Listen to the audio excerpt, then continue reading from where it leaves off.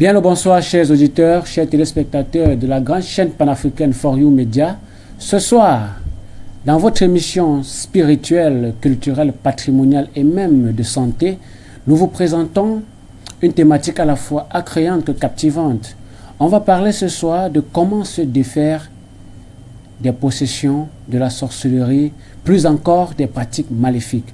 Alors, pour thématique, comment se défaire des pratiques maléfiques, sorcellerie et possession.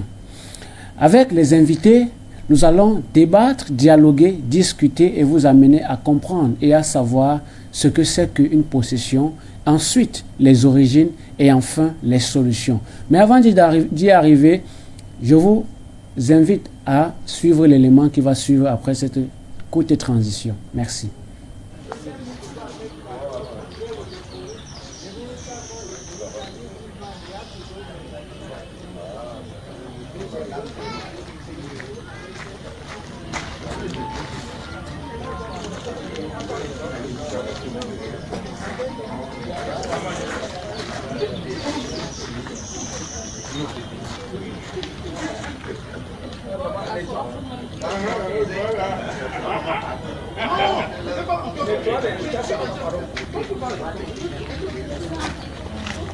Regarde les faux filateurs, ils sont tous en train de marcher.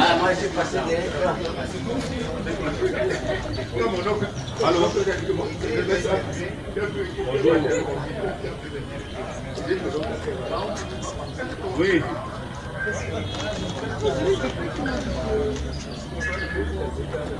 C'est qui?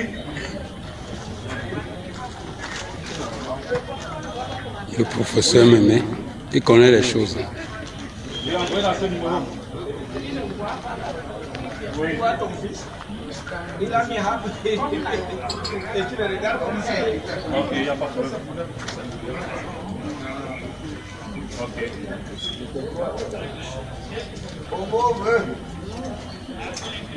Vous allez me finir le sel que je vais faire mon poulet le soir avec. Tout de suite. Ok.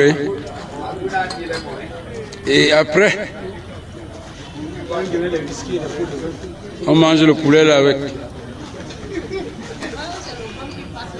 Tu as déjà sensibilisé tout le monde, tous les tradis et sorciers. Ok. Parce qu'ils doivent être là, ils vont assister.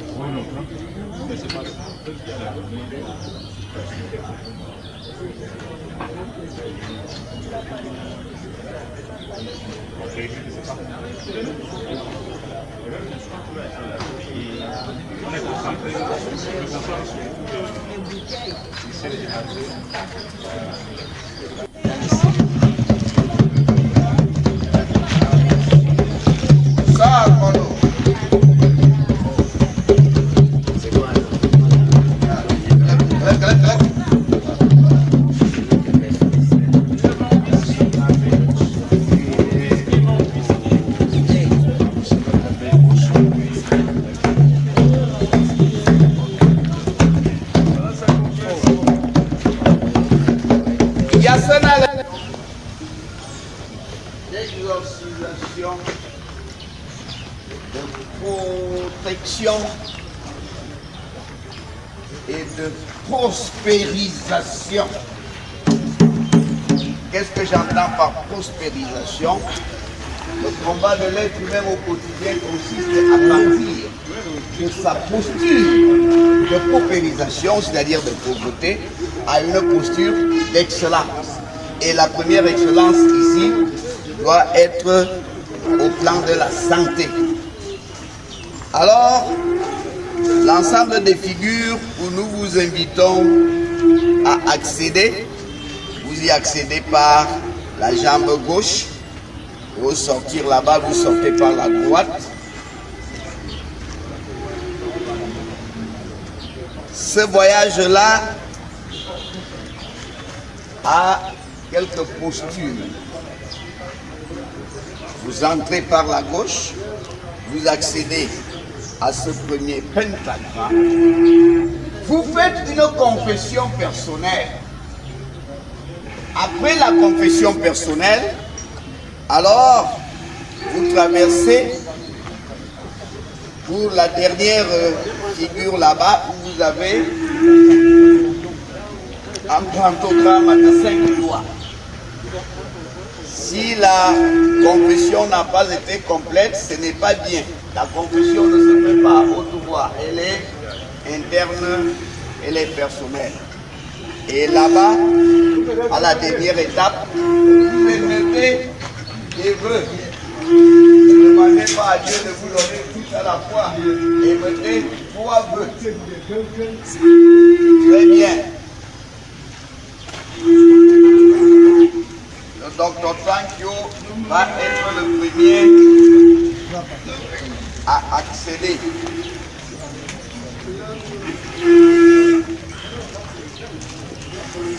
L'entrée, c'est par ici ou par là. Qu'est-ce que je fais donc ici? Très bien. Donne-moi les 2 paumes de ta main. Gagne bien, d'accord.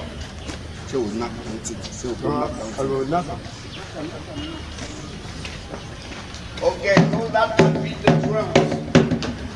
Let them beat the drums. The drums are the kind of calls to the ancestors that they attend. What we are doing is over here.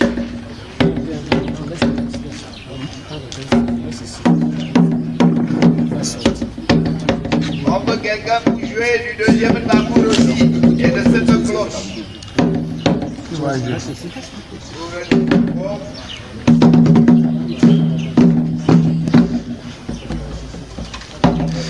Confusion faite, tu vas à la dernière étape. Traversez et venez pour une fois. Prends le sel. Voilà.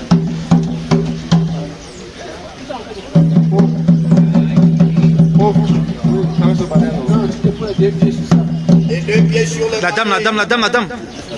Oui. Ça commence en haut.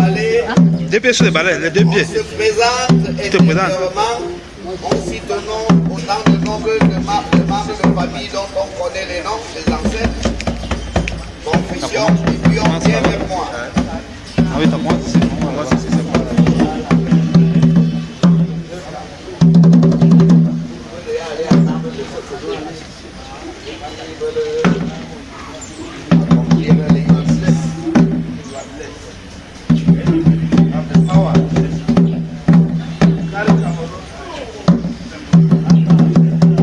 On vient, quand on a terminé la confession, on vient vers moi. Ouvre les 2 paumes. Tu vas vers les 2.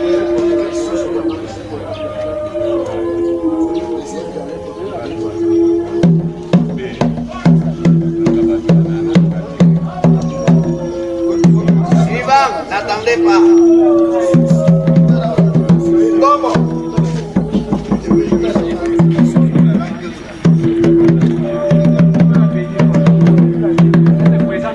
Quand tu te mets là, tu te présentes, tu donnes ton nom, tu appelles tes ancêtres que tu connais. Tu fais tes vœux, tu parles là-bas. Avancez. Sur le balai, on se présente, on appelle ses ancêtres et on fait sa confession.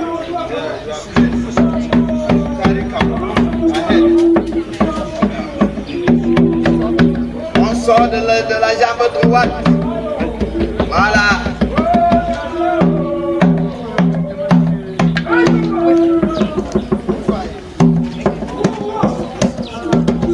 Ouvre les 2 paumes de main.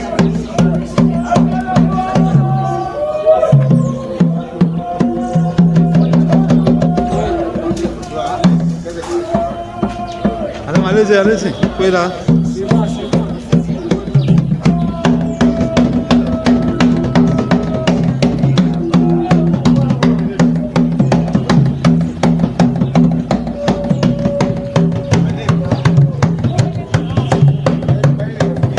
que ça intéresse, allez commencer de ce côté.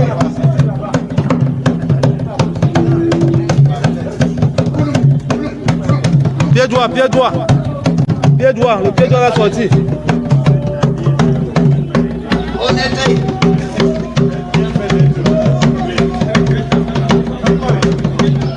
Sango Monene. L'Obendeni. Je veux passer à notre explication. On va commencer là-bas.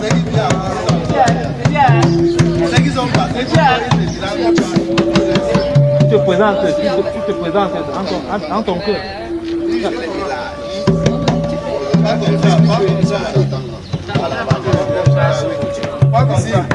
Voilà, sur le balai.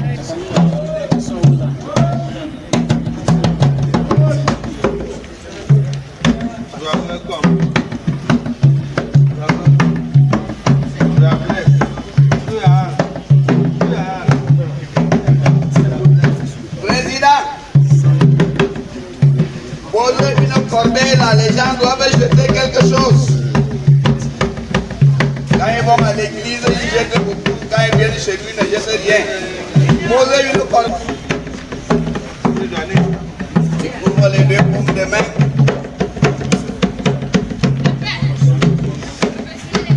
Ton visage.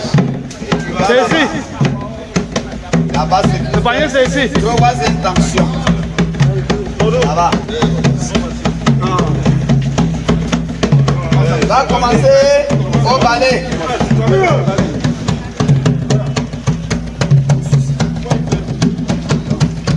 Vous vous posez sur le balai et vous entrez par le pied gauche.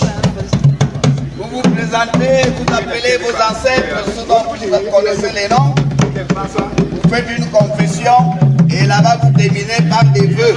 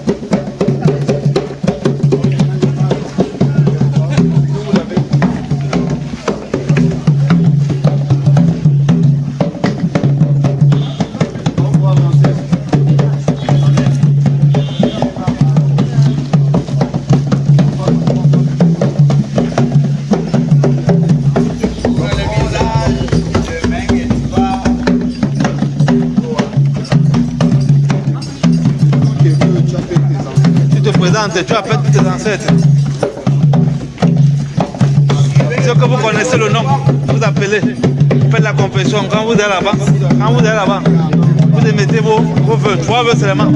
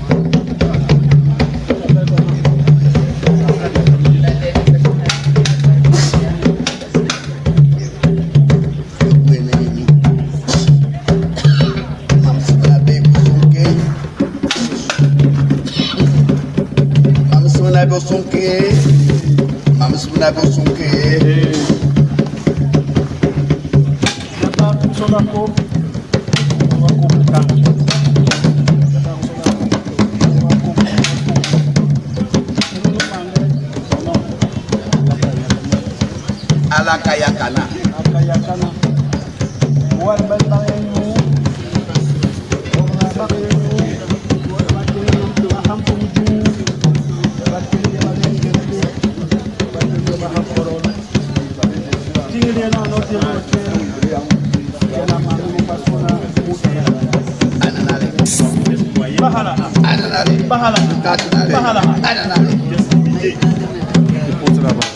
Donne son petit fil là.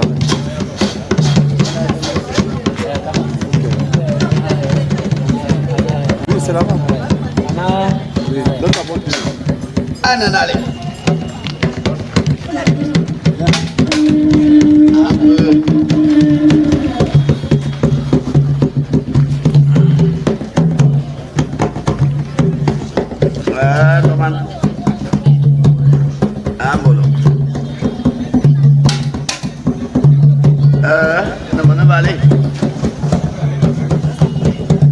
Non, on peut faire rapidement un saut et je reviens.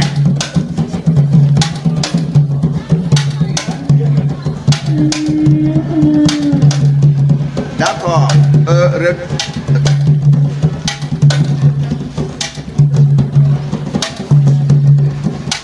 Retrouve-moi au musée de Jardin. D'accord, tu me retrouves. Voilà, du moins, il y a le soyez là. Assis les 200 ouais, 200 000. Il faut Oscar jouer et la tu vois comment tu me prends en charge, donc au coaching à sénateur. Et tu me retrouves dans mon musée à nos souhaits. On va parler, d'accord, on va parler.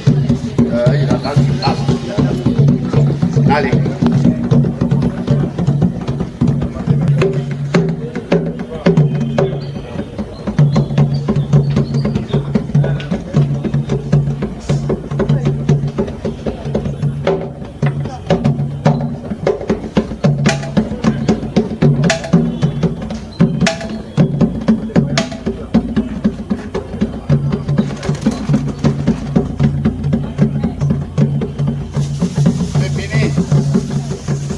Va comme ça et ne regarde pas en arrière jusqu'au dernier stand.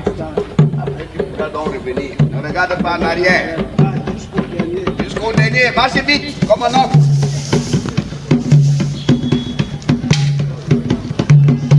Maintenant. Suivant. On va donc à la conférence.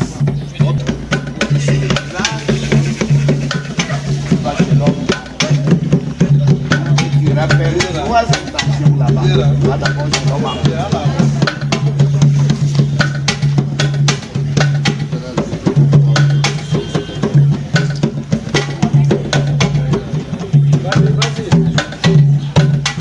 Tu entres du pied gauche.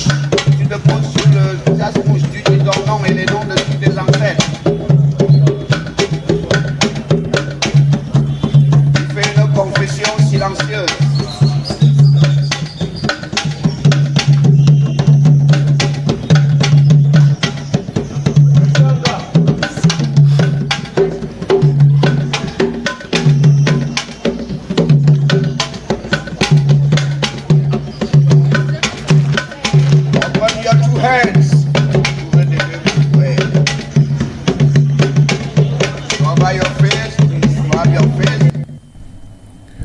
Alors, chers téléauditeurs, vous avez écouté, vous avez regardé, vous avez vu des démonstrations traditionnelles, patrimoniales avec la cohorte des patriarches, des sages, des génies africains. En l'occurrence, le professeur Bingono et sa suite. Ce soir, en poursuite d'inviter à ma gauche, je reçois le grand médecin de l'ordre africain, celui-là même que je ne nomme plus sur ce plateau. Grand maître, bonne arrivée. Merci, bonsoir. Alors, comment est-ce que vous avez perçu les premières vidéos de démonstration qui ont été réalisées même dans l'enceinte du ministère de la Culture de la République du Cameroun au Musée national? C'est une immense joie de voir qu'il y a encore des gens qui croient à des pouvoirs africains et aussi ces pratiques qui ont démontré ici que les Africains avaient encore de la valeur, les cultures africaines avaient encore de la valeur. Donc, lors de cette séance, des délivrances ont été faites et des désenvoûtements. Et cela va continuer à se pratiquer après cet événement. Donc, je suis heureux de voir qu'il y a certains qui veulent toujours embrasser la culture malgré que d'autres trouvent des négativités en ça. D'accord. Ce soir, nous parlons d'un sujet très important, à la fois même, je dirais, sensible. Comment se défaire des pratiques maléfiques, sorcellerie et possession.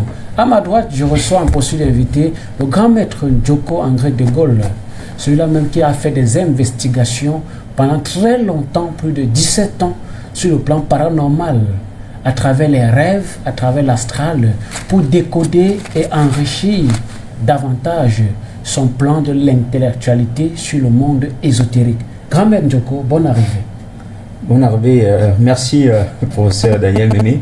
Bonsoir à tous ceux qui ont pris de leur temps pour pouvoir écouter ce que nous devions partager aujourd'hui.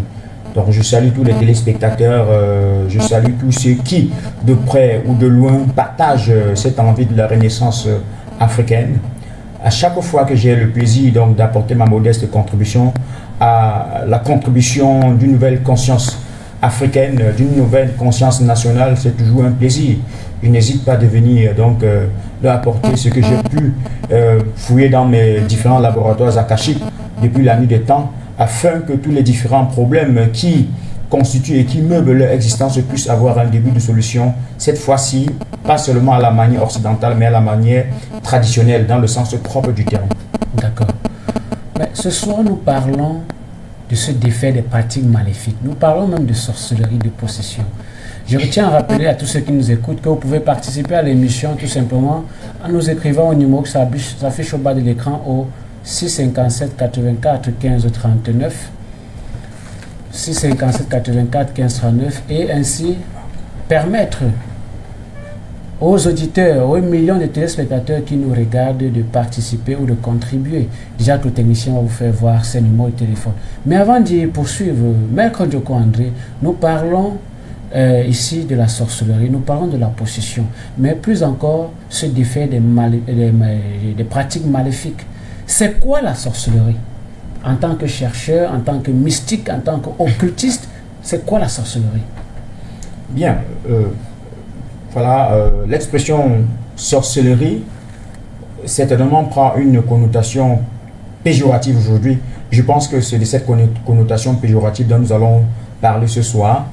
Sinon que quand on parle de sorcellerie, on parle donc de cette science que peut détenir toute personne qui peut donc manipuler les forces physiques, métaphysiques, les forces, les énergies de l'univers afin d'atteindre un objectif qui peut ne pas être toujours rationnel.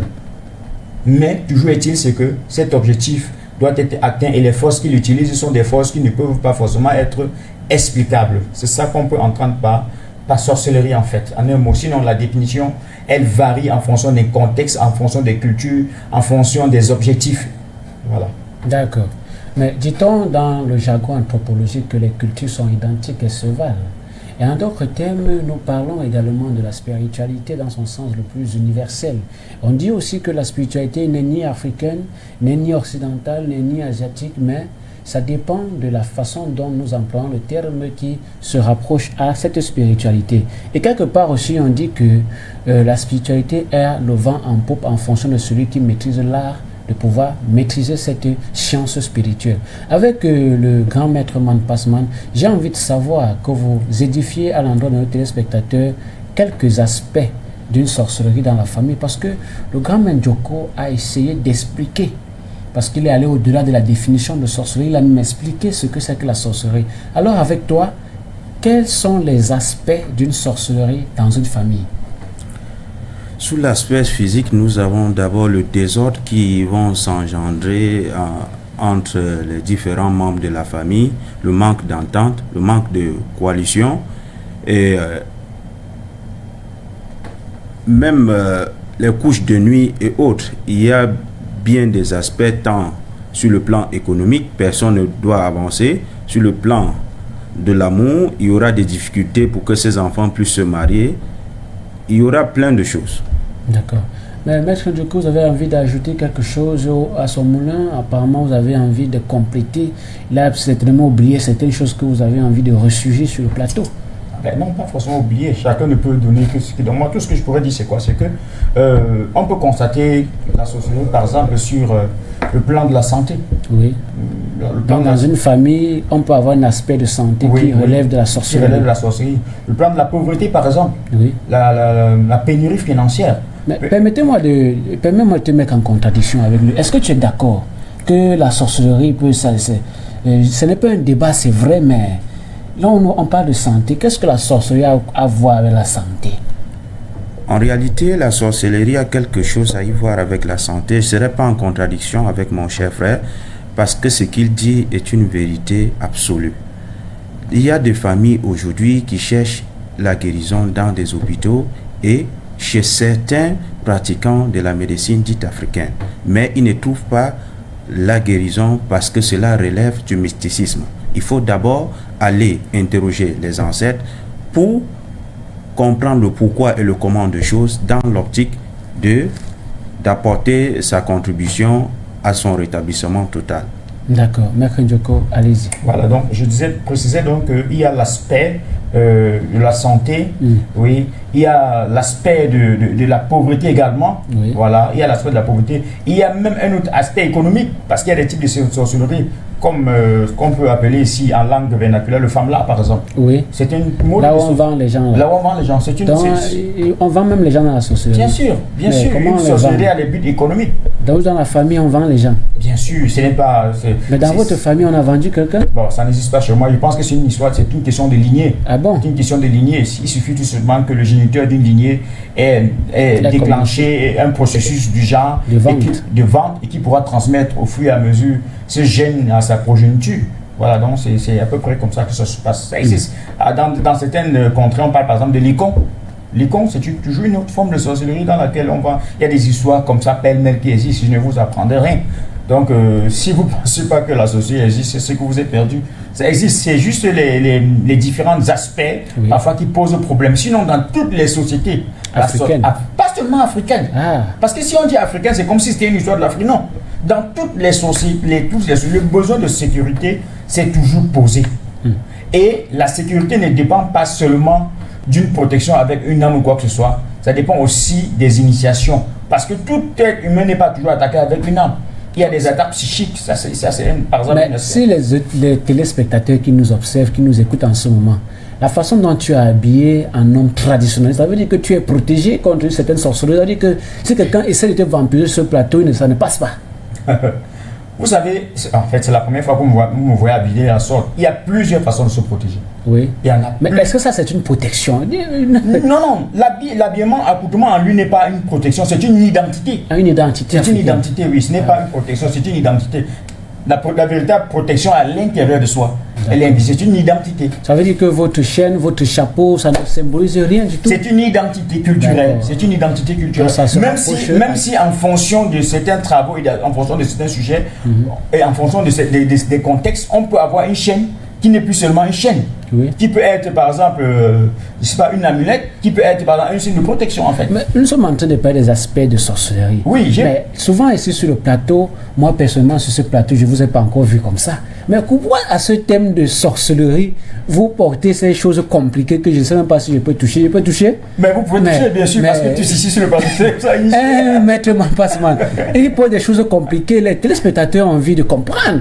Je vous ai dit que j'ai porté cet accoutrement particulièrement par identité. Par identité. Par identité. Ça veut dire qu'être africain, c'est une identité. C'est une identité. C'est une identité.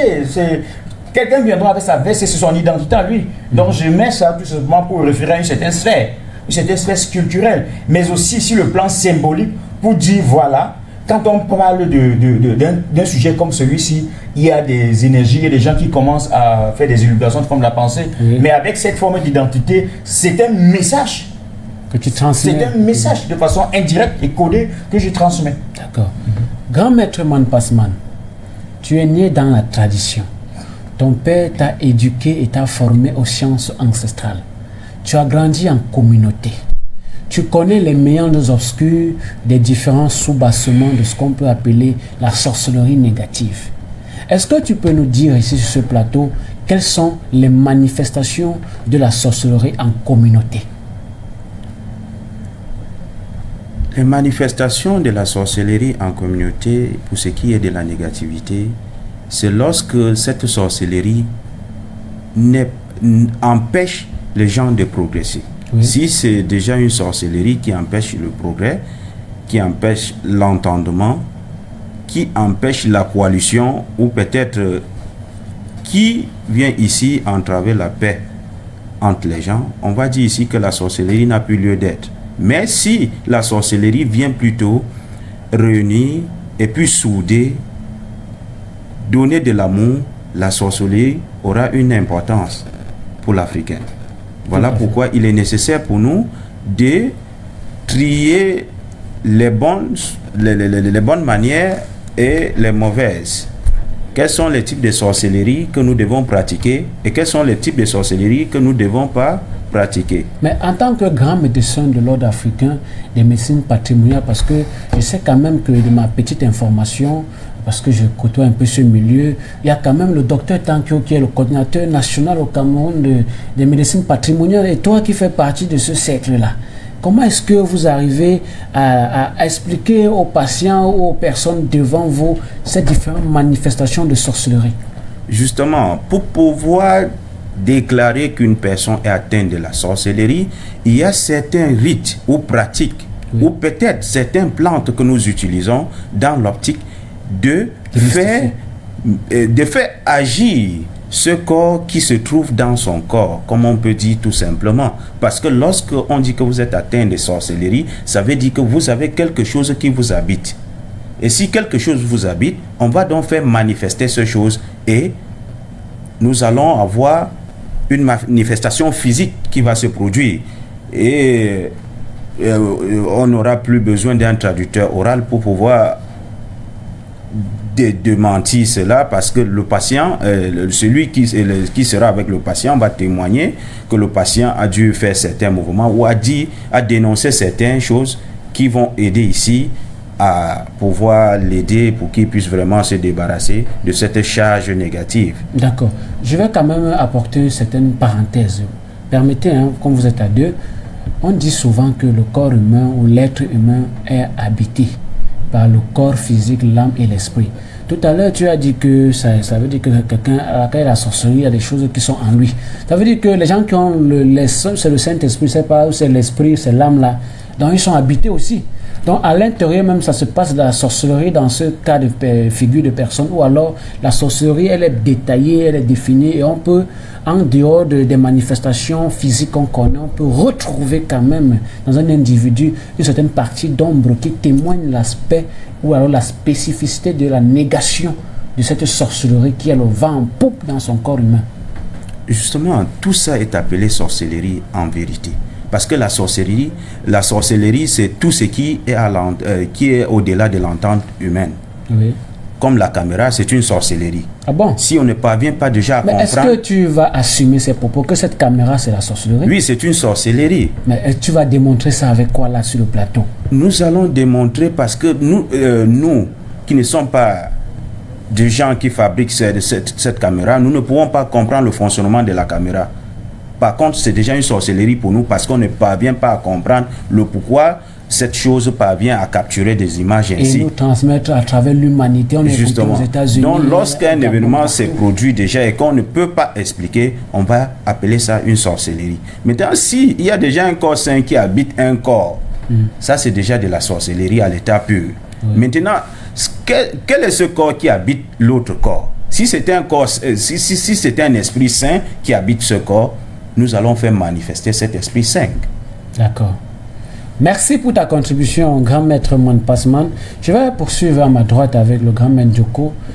Quel rôle jouent nos sectes traditionnelles dans les présages de sorcellerie? Parce que j'ai souvent remarqué dans mes recherches, avec bien d'autres personnes d'ailleurs, que dans les villages, dans des quartiers, dans des familles, il y a souvent des manifestations de sorcellerie, de totémisme, etc. Je ne voudrais pas citer, mais on a l'impression que ceux qui sont dans le jargon des sectes traditionnelles, par exemple, moi je suis yabassien. Hein, chez nous, on parle du Mbama, on parle, je ne vais pas citer beaucoup de choses ici. Par exemple, chez les gars de Konsamba, on parle de beaucoup de choses là-bas, etc., etc. À l'ouest, on parle de beaucoup de choses, mais quel est donc le rôle que peut jouer ces sectes traditionnels dans les présages de sorcellerie? Parce qu'on a l'impression qu'elles sont impuissantes. Avec toute la sorcellerie qu'il y a au Cameroun, avec tous les pouvoirs qu'ils ont, on a l'impression qu'ils sont impuissants face au cas des présages de sorcellerie. Qu'est-ce qui peut expliquer quel est donc ce rôle que jouent ces sectes traditionnels? Bon, voilà. Cette question-là, elle a sa place dans le contexte actuel. Oui. Ce que j'aimerais d'abord dire, c'est que les sectes, ce qu'on appelle les sectes, non, nous appelons pas ça les sectes, des sociétés secrètes. Ah, les sociétés secrètes. Oui, c'est le terme qu'il faut. D'accord. Ce sont les sociétés secrètes, parce que quand on parle de secte, c'est un caractère péjoratif. Ce sont des sociétés secrètes. Dans chaque unité culturelle, il existe des sociétés secrètes. Et chaque société secrète a une mission bien précise. Il y a des sociétés dont la mission dont le rôle est d'assurer la protection. Il y a des sociétés dont le rôle est à caractère scientifique, comme le Kongan par exemple. Scientifique. Oui. Initialement scientifique, c'est un caractère scientifique. Maintenant, dans le caractère scientifique, il y a des dérivés. Il peut y avoir donc des dérivés qui doivent se concentrer à résoudre les problèmes de santé ou de maladie. Il y a donc des dérivés qui doivent se contenter à résoudre des problèmes de météorologie, par exemple. Il doit pleuvoir, il ne pleut pas, il n'y a pas de pluie au village, qu'est-ce qu'il faut faire? Il y a des dérivés qui peuvent se résoudre, qui peuvent se concentrer à résoudre des problèmes d'ordre mystique, par exemple, dont on parle à l'heure actuelle de l'icône ou de la sorcellerie qui fait partie du thème de ce soir. Le problème aujourd'hui, c'est quoi? C'est qu'il y a un déphasage entre le pouvoir, entre les secrets que les premiers détenteurs ou bien les premiers opérateurs de ces sociétés secrètes-là avaient déposés et la capacité maintenant à leur digne fils ou à leurs successeurs d'entrer dans ces mystères-là pour pouvoir faire triompher ces forces. Voilà là où le problème se trouve. Sinon, les ancêtres, à travers les différentes sociétés secrètes dont je viens de parler, ont découvert beaucoup de choses. Le simple fait qu'une société comme le Congo aujourd'hui puisse triompher depuis plus de 1000 ans, c'est une preuve qu'à l'intérieur, il y a une vérité. Parce que s'il n'y avait pas de vérité à l'intérieur de cette société, elle serait morte. Donc, si elle a pu transgresser le temps, jusqu'à aujourd'hui, on la retrouve, ça veut dire qu'il y a quelque chose de fondamental. Le véritable problème pour vous répondre, c'est quoi? C'est que ceux aujourd'hui qui héritent du pouvoir des dépositaires, c'est-à-dire des ancêtres là, sont vides pour la plupart. Parce que partagés entre la modernité et la tradition, ils s'égarent aujourd'hui. Donc ils ne savent plus faire parler les codes qu'on leur avait donnés. Imaginez-vous quelqu'un qui boit 10 bières par jour, qui paie 90% de son temps, il est inconscient parce qu'il est sous l'emprise de l'alcool. Comment est-ce qu'il pourra arriver à se connecter, par exemple, avec un plan de divinité ou bien avec les ancêtres, pour qu'on lui donne, par exemple, que voici, pour telle chose qu'il faut faire, voici le rituel. Mais il n'est pas conscient dans la plupart de son temps. Mais malheureusement, ça n'empêche que sur le plan du paraître, il est le garant de cette tradition, mais au fond, il est vide. Vous voyez, au fond, il est vide. Voilà le véritable problème aujourd'hui. Donc, le pouvoir, il reste. Et il est toujours actif, il est fort. Le problème, c'est des gens qui doivent donc être capables de décoder ou bien de faire parler ces pouvoirs que les ancêtres avaient découverts. C'est à ce niveau que le problème se trouve. Pour ceux qui sont arrivés, par exemple, de mon côté, pendant longtemps que je fais mes recherches, vous avez vu quand même un certain nombre de choses que nous avons pu, par exemple, à travers le pouvoir du magnétisme. Comment on pouvait arriver à sécher les oranges, par exemple, en tendant juste les mains sur l'orange. Ça, ce sont ces différentes facettes de l'éveil de ce pouvoir-là. les sociétés secrètes continuent d'exister et elles ont toujours leur force. L'un des aspects sur lesquels il faudrait qu'on fasse la lumière, c'est quoi? C'est que si vous voulez combattre quelqu'un qui a une arme à feu, ne venez pas avec le gris-gris. Parce qu'il doit avoir la théorie des correspondances. La théorie des correspondances, elle existe. S'il vient avec l'arme nucléaire, la capacité, la charge de destruction est tellement immense que même vous qui êtes là, vous n'allez pas résister. Ça veut dire quoi? Les garants de cette tradition-là avaient aussi développé les armes pareilles. Ça veut dire que dans chaque tradition, il existait par exemple la société des forgerons qui avait développé de l'armement, des technologies qui au fil des temps devaient donc se perfectionner. C'est avec ces genres d'armes-là qu'on combat une arme. On ne combat pas quelqu'un qui a une arme à feu avec un pouvoir psychique, non. Parce que la différence de puissance, elle est énorme. Elle est, je sais pas, on ne peut pas concevoir cela. Si quelqu'un vient sur vous avec une arme à feu qui a une puissance de détonation, une charge, non. Vous ne pouvez pas utiliser une arme mystique pour voir ce genre de choses. Il faudrait que vous ayez aussi en face de lui une arme à feu. Et ça, les ancêtres, à travers les sociétés comme celle du Congo dont je vais parler, avaient déjà prévu ça. C'est pour ça qu'on avait commencé à développer les sociétés des forgerons, des artisans qui ont construit des armements pour tous ceux qui ont fait l'histoire de l'Afrique ou l'histoire des peuples du Cameroun. Vous allez découvrir que avant que le blanc n'arrive, l'arme à feu existait déjà. Par exemple, le principe de la poudre à canon, lui, il est connu. Il est connu. Donc ce ne sont pas eux qui sont venus nous enseigner quoi que ce soit. Donc voilà, il n'y a pas que les sociétés nous protègent, non. Il y en a, jusqu'à aujourd'hui, ne vont pas à l'hôpital par exemple. Qui ne vont pas à l'hôpital, ils ne connaissent pas l'hôpital. Et il vit 100 ans dans le village, il ne connaît pas l'hôpital. Mais ça veut dire que ce genre de personnes restent encore ancrées dans dans l'héritage culturel qui a été décodé et qui a été émis par leurs prédécesseurs. D'accord, merci bien pour cette brillante intervention. Chers téléspectateurs, je pense que vous avez suivi avec beaucoup d'attention ce qu'a déclaré, informé et éduqué ici sur ce plateau le grand maître Njoko Angré. Je tiens à vous rappeler que vous pouvez participer à l'émission via les contacts qui s'affichent au bas de l'écran, soit par un SMS ou soit par un SMS WhatsApp. Vous pouvez également nous contacter en dehors de l'émission si vous avez envie d'être sur ce plateau en tant que panéliste. C'est possible, mais déjà pour participer à la thématique, vous avez juste le numéro en bas de l'écran et envoyez vos différents messages qui vont être lus. Le technicien va nous permettre de vous présenter ces numéros-là pour que vous puissiez participer brillamment à cette émission. Je reviens à ma gauche avec le grand maître Man Passman. Son nom là m'inspire, Man Passman. Son père s'appelait Man Passman. Lui aussi s'appelle Man Passman. En anglais, ça veut dire l'homme dépasse l'homme. Peut-être en mystique, ça veut dire autre chose. Mais qu'est-ce que la possession?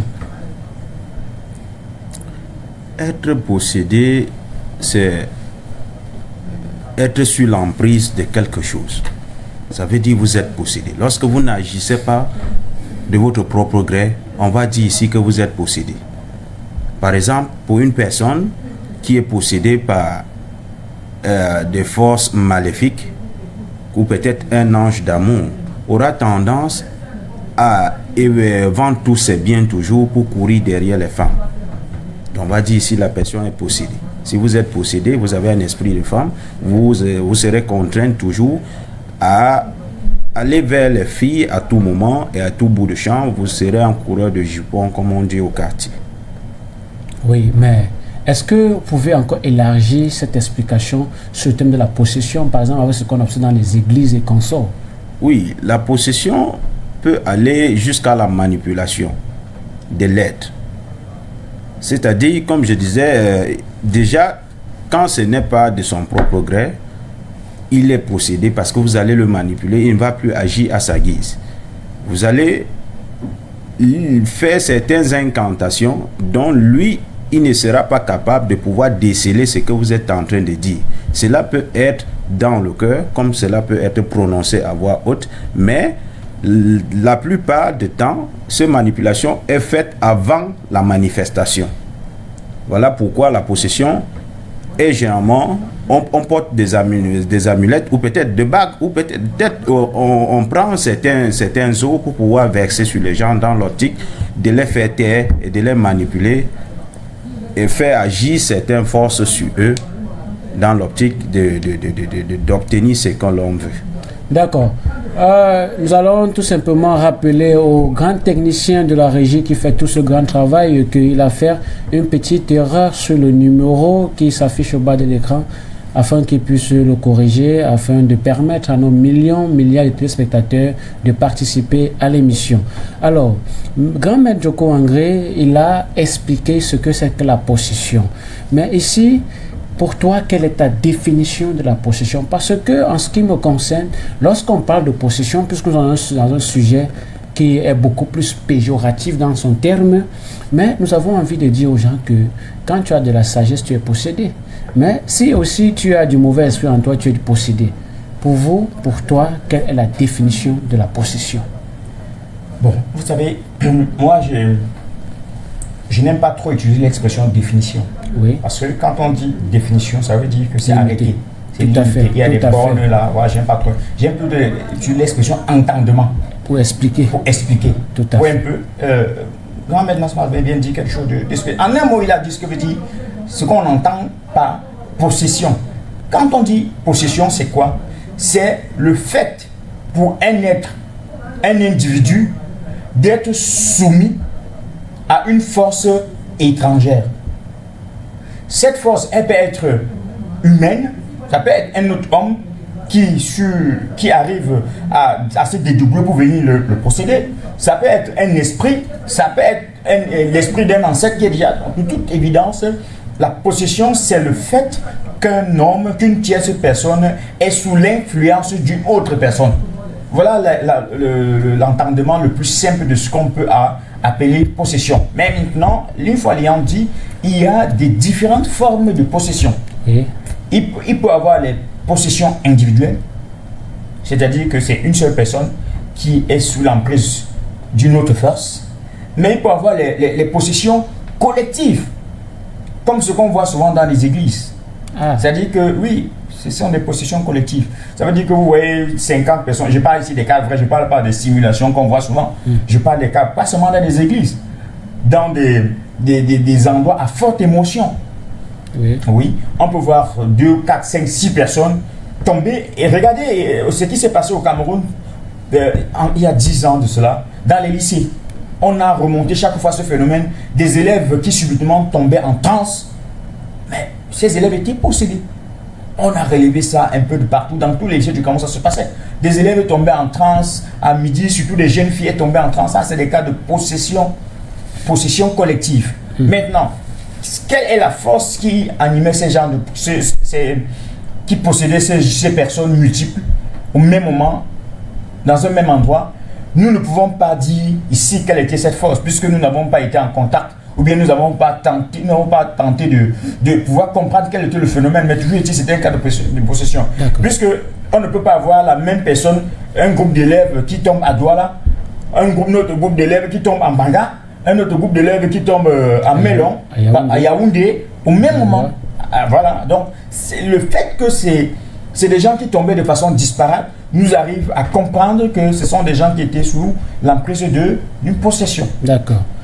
Nous avons remarqué dans certaines églises, pour ne pas les indexer, qu'il y a des personnes qui sont également victimes de la possession. Ce qu'on appelle au quotidien le mauvais esprit, le démon, le diable. Peut-être c'est une simulation comme tu l'as dit, mais je voudrais beaucoup plus rester sur la forme de ce que les yeux physiques voient. C'est-à-dire on remarque des gens qui ont des comportements qui sont dévastateurs. C'est-à-dire, ils se lèvent le matin, ils courent partout, se lèvent le soir, ils courent partout, ils tapent les gens, ils montent, ils descendent. Cela entre toujours dans le cas des possessions. Mais nous allons aller plus loin avec le docteur Manpasman, le grand maître. Je veux rappeler, c'est un Ndi. Ndi, je pense, avait dit le subalterne du chef dans le notable. Il est de la notabilité. Je pense que c'est ça, grand maître. Oui, effectivement. Bon, chez vous, là-bas, on fait souvent l'ongoun, on fait beaucoup de rites traditionnels. Vous avez même des totems. Il paraît même que, je ne sais même pas qu'il paraît, là-bas on voit souvent quand on va arriver, on voit un certain serpent, je ne sais pas, qu'il y a une certaine pêche là, un peu mystique. Mais quel est le rôle des totems négatifs qui vivent dans les maisons, les quartiers et les carrefours? Ces totems qui vivent dans les carrefours, des maisons et des lieux publics en général, a des principes différents selon ce qui a été dit pendant la pratique ou peut-être pendant l'opération qui s'est déroulée là-bas. Par exemple, dans des carrefours, il y a des possessions, il y a des rites qu'on pratique dans des carrefours, dans l'optique d'enlever des chances, des pouvoirs et même détruire des gens totalement. C'est-à-dire cibler une personne proprement dite ou peut-être cibler la communauté, faire en sorte que cette communauté soit perverse et que tous ceux qui viennent là-bas ne partent pas bredouille sans toutefois être vraiment dépossédés de quelque chose de bien. Ça veut dire que on fait les jets de mauvais sorts pour embrigader les gens dans une vicissitude qui n'a pas de nom. Mais toi, en tant que Ndi, tu as des totems. Comment se portent tes totems? Tu en as même combien? Est-ce que tu peux nous révéler ça ici? Nous, on voit des bagues très mystiques, très magnétiques que tu portes. Est-ce que c'est toujours du totémisme ou alors ce n'est pas poli de dire ça à l'antenne comme ça, ou bien c'est possible que tu puisses aussi déclarer à Mondiovision, parce qu'on parle de l'Afrique. Et l'Africain n'a pas besoin de se cacher. Si tu dis que tu es sorcier, tu dois assumer ta sorcellerie. Mais puisqu'elle est positive, comment se portent tes totems? En réalité, il n'y a pas d'Africain qui n'a pas de totem. Et les vôtres, comment se portent-ils? Très bien d'ailleurs, 13, parce 18? que si cet totem était malade, je n'allais pas être là. Parce que ce sont ces totems qui nous maintiennent en vie. Ah bon? Oui. Donc c'est une sorte d'énergie qui est en bas, qui te met en haut. Justement. Tu en as combien de totems? Pourquoi tu ne veux pas nous dire le nombre exact de tes totems? Ou bien ce n'est pas poli de révéler à Mondiovision? Oui, parce que nous pouvons blesser la sensibilité de nos auditeurs. Nous ne pouvons pas dire ici le nombre de totems que nous possédons. D'accord. Quand même, je vais encore aller plus loin. Tu as le serpent, tu as, je sais pas, tu peux nous énumérer? Parce Non. que les téléspectateurs ont envie de comprendre. On a déjà notre premier maillot jaune. Pour l'instant, parlons uniquement du lion. Oui. Ah oui, à part ça, Tu ne vas pas rien citer les d'autre. autres Oui. aujourd'hui. Oui. Ça, c'est fort, hein, le lion. Oui. Maître Djoko, toi aussi, tu as le lion? Parce qu'apparemment, le lion, c'est un totem que pratiquement dans tous les tribus africaines on rencontre. Bon, oui, mais c'est normal. Symboliquement, c'est le roi de la forêt. Oui. Donc, sur le plan de l'énergie, c'est l'un des animaux qui a le plus d'influence. Donc, avoir, par exemple, avoir peut-être pour celui qui dispose d'un totem, même un lion, ça veut dire que tant sur le plan physique que sur le plan mystique ou subtil, celui qui tente de vous atteindre et faire face à ce lion-là, c'est comme ça. Mais moi, particulièrement, vous savez que l'histoire de totem, c'est d'abord une histoire de culture. Oui. Vous comprenez? C'est une histoire de culture. Vous ne pouvez pas vous lever un matin comme ça si cela ne sait pas, si la connaissance de la transmission ou bien même pour dompter ce genre de totem ne s'est pas transmis de père en fils. Donc, vous ne pouvez pas, dans ma culture par exemple, je n'ai pas connu ça. Donc j'ai développé d'autres facultés pour pouvoir atteindre certains objectifs. Mais sans pour autant que je trouve un problème avec le totem. Puisque chaque fois que vous dormez, pour vous initier, vous êtes obligé, on passe toujours par là. Mais ce n'est pas ça votre totem, parce que on a souvent remarqué depuis Imhotep Ier, depuis Amenhotep, depuis ces grands savants ancestraux, autant pour moi, ces grands Égyptiens que nous précédons, que nous succédons aujourd'hui, qu'ils utilisaient des grands totems sous deux formes. La première forme qui était le totem sur le plan symbolique. C'est-à-dire, par exemple, le pharaon avec la tête du serpent, l'aigle, ça voulait signifier ceci, qui était un totémisme sur le plan symbolique. Et maintenant, le totem sur le plan mystique, qui était véritablement cet élément qui le permet de se mouvoir à travers d'autres plans de vibration. Maintenant, puisque nous sommes africains, on sait qu'en Afrique, on ne peut pas exister si on n'a pas de totem. Sinon, on vit dans une vie terrestre immanifestée. Comment alors expliquer qu'un grand maître comme vous ne voulait pas quand même nous révéler ici quel est votre totem? On a l'impression, parce que les téléspectateurs posaient des questions, on a l'impression que vous ne voulez pas apporter le volet symbolique. Mais restons quand même sur le quartz des totems négatifs, parce que là, ça ancre ping-pong dans le sujet. Est-ce que ces totems négatifs qui sont dans les carrefours, beaucoup plus dans les quartiers, quel est leur impact? Est-ce que cela permet de continuer d'amplifier, comme a dit le grand maître Mampasman, à défaire les gens, à les enlever ce qu'ils ont, à les enlever tout? Est-ce que ça les détruit complètement? Par exemple, on va dans un quartier, comme il a dit, on place un mauvais sort de famille en famille, de génération en génération, vous ne travaillez pas. On connaît des gens qui ont des totems négatifs qu'on a posés, ils sont prostitués, ils n'ont jamais de travail, ils sont là comme du n'importe quoi. Est-ce que ces totems négatifs-là, véritablement dans les quartiers ou qui vivent dans les maisons, à quoi ça sert même ces totems négatifs dans les maisons? Bon, de toute façon, vous savez que je suis à la base humble quand je fais mes choses. C'est-à-dire que quand je n'ai pas entrepris un domaine de recherche, je n'aime pas trop m'avancer. Tout ce que je pourrais dire ne sont que ce que j'ai lu dans les livres en ce qui concerne ces totems-là.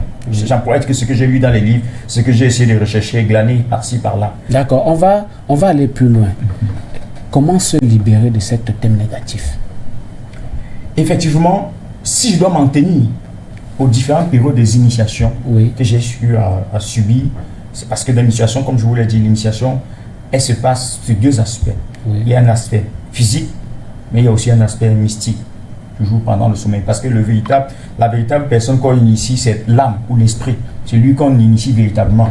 Maintenant, pour revenir à votre question, tout dépend de la nature du totem et de comment est-ce qu'on l'a installé. Parce que si vous ne connaissez pas quelle est la nature, imaginez que vous ayez affaire à un lion et que vous vous êtes aventuré à vous retrouver sur un terrain pensant par exemple que c'est un rat. Vous voyez un peu, vous voyez qu'en une fraction de seconde, vous pouvez être dévoré comme ça. Donc il faut toujours savoir quelle est la nature du totem. Savoir quelle est la nature du totem ne suffit pas, c'est pas tout. Comment est-ce qu'on l'a contacté? C'est ce double processus-là qui permet d'envisager la méthode par laquelle on peut arriver à enlever ce totem. Par exemple, dans les grands carrefours, dans les toilettes des gens, parce que c'est un phénomène très fréquent. On sait que dans une ville cosmopolite comme celle de Douala, on est habitué à entendre ce genre de phénomène. C'est-à-dire que les gens, les bailleurs qui ont des serpents. C'est grave ce que tu dis, hein? C'est pas moi, c'est pas grave. Puisque c'est pas très grave parce que c'est pas moi qui vous l'informe. C'est monnaie courante.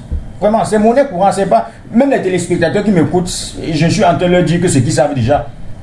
On ne peut pas passer une seule journée si vous allez sur la toile Facebook sans que vous entendez une histoire du genre. C'est-à-dire que la femme a quitté le domicile parce qu'elle voyait toujours un serpent, elle ne concevait pas. Vous voyez un peu, voilà, pour répondre à un des aspects de votre question, elle ne conçoit pas parce que le totem a l'habitude d'absorber le fœtus. Dans souvent, ou bien chaque fois qu'elle a conçu, avant 3 mois, il faut que l'enfant sorte. D'accord. Par exemple, donc voilà, il y a beaucoup de façons pour résoudre ce genre de problème. Chers téléspectateurs, vous pouvez participer à l'émission, poser vos préoccupations, apporter une contribution via les numéros qui s'affichent au bas de l'écran ou tout simplement nous envoyer un message via l'adresse mail audiuser7@gmail.com.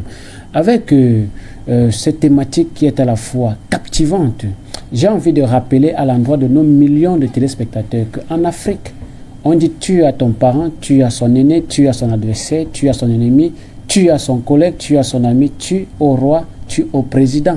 Donc, vous allez souffrir avec sur le plateau de me tutoyer parce que quand on dit vous, ça éloigne de l'autre. C'est ce que l'Occident est arrivé à imposer chez l'Africain. Donc, il faut que vous sachiez cela.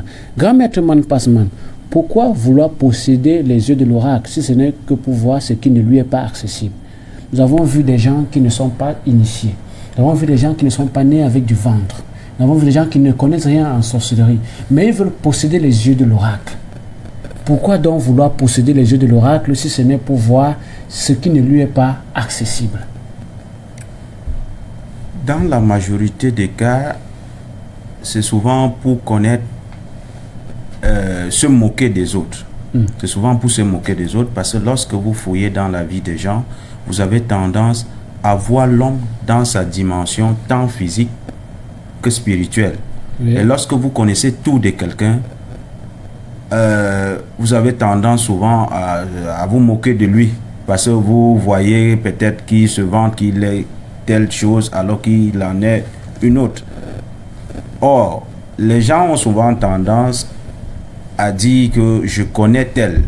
On ne peut pas connaître un être humain parce que ce qu'il fait dans le noir, vous ne connaissez pas. Vous n'avez qu'un aspect sur l'être humain. Voilà pourquoi certains ont souvent l'envie d'avoir ces yeux de l'oracle pour pouvoir démystifier certaines choses qui se trouvent chez certains, dont ils cachent dans le noir.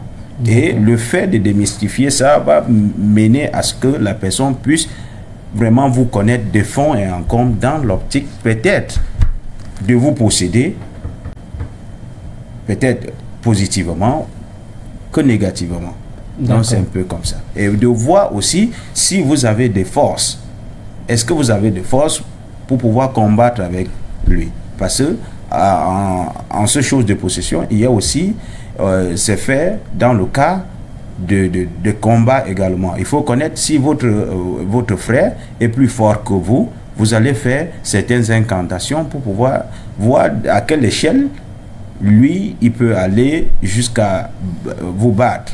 D'accord. C'est-à-dire que l'individu, homme comme femme, qui cherche à posséder les yeux de l'oracle pour voir ce qui ne lui est pas accessible, en réalité, cherche à dompter son alter ego, autrui, l'autre, à voir si celui-là peut effectivement le rivaliser dans un combat spirituel de façon visible ou invisible. Donc, il cherche à connaître les tenants et les aboutissants qui lui permettent ainsi d'avoir un certain dessus, une certaine avance sur les autres personnes. Maintenant, nous allons parler, toujours avec toi, dans le cadre des empoisonnements. Est-ce que les empoisonnements font partie intégrante des pratiques maléfiques? Parce que ça fait au moins 3 ans en Afrique, au Cameroun en particulier, ce phénomène a le vent en poupe. Puisque nous parlons d'un sujet, comment se défaire des pratiques maléfiques, est-ce que ces empoisonnements font partie intégrante des pratiques maléfiques? Oui, effectivement, ça fait partie des pratiques maléfiques. Lorsque ces personnes vont faire de l'oracle et vont constater que vous n'avez rien dans le corps qui peut contrecarrer ce poison, il va se contenter de mettre ça dans votre verre tout en sachant qu'il va atteindre ses objectifs. Donc, voilà pourquoi il est nécessaire de dire aux uns et aux autres qu'il ne faut pas seulement porter de l'habit sur soi, mais il faut protéger l'intérieur. Lorsque l'intérieur est protégé, vous allez empêcher les uns et les autres de faire de l'oracle sur vous et de trouver vos points faibles. Parce que lorsque vos points faibles sont visibles, vous allez faciliter la tâche à celui-là qui possède du poison de vous déposer ça soi. Parce que le poison n'est pas seulement, c'est pas obligatoire de le mettre dans le verre. Il y a plusieurs types de poisons. Il y a des poisons lents, comme il y a des poisons qui vont à grande vitesse. Donc ça dépend de quelle dimension la personne va choisir. D'accord. Chers téléspectateurs, vous avez écouté les propos véhéments du grand maître Mampasman à l'endroit des empoisonnements. Mais pour vous relancer dans la thématique, je vais prendre notre premier maillot jaune qui a laissé son message depuis plus d'une trentaine de minutes. Il dit ceci. Alors il faut noter parce qu'il a besoin d'une réponse. Salut, bonsoir le grand maître. Pardonne-moi, je suis au Togo. Vraiment, merci beaucoup pour votre travail sur cette télévision panafricaine de Monsieur Espoir Matomba. Il est vivifié, hein? En Afrique, il est vivifié. Ça, c'est une grande bénédiction.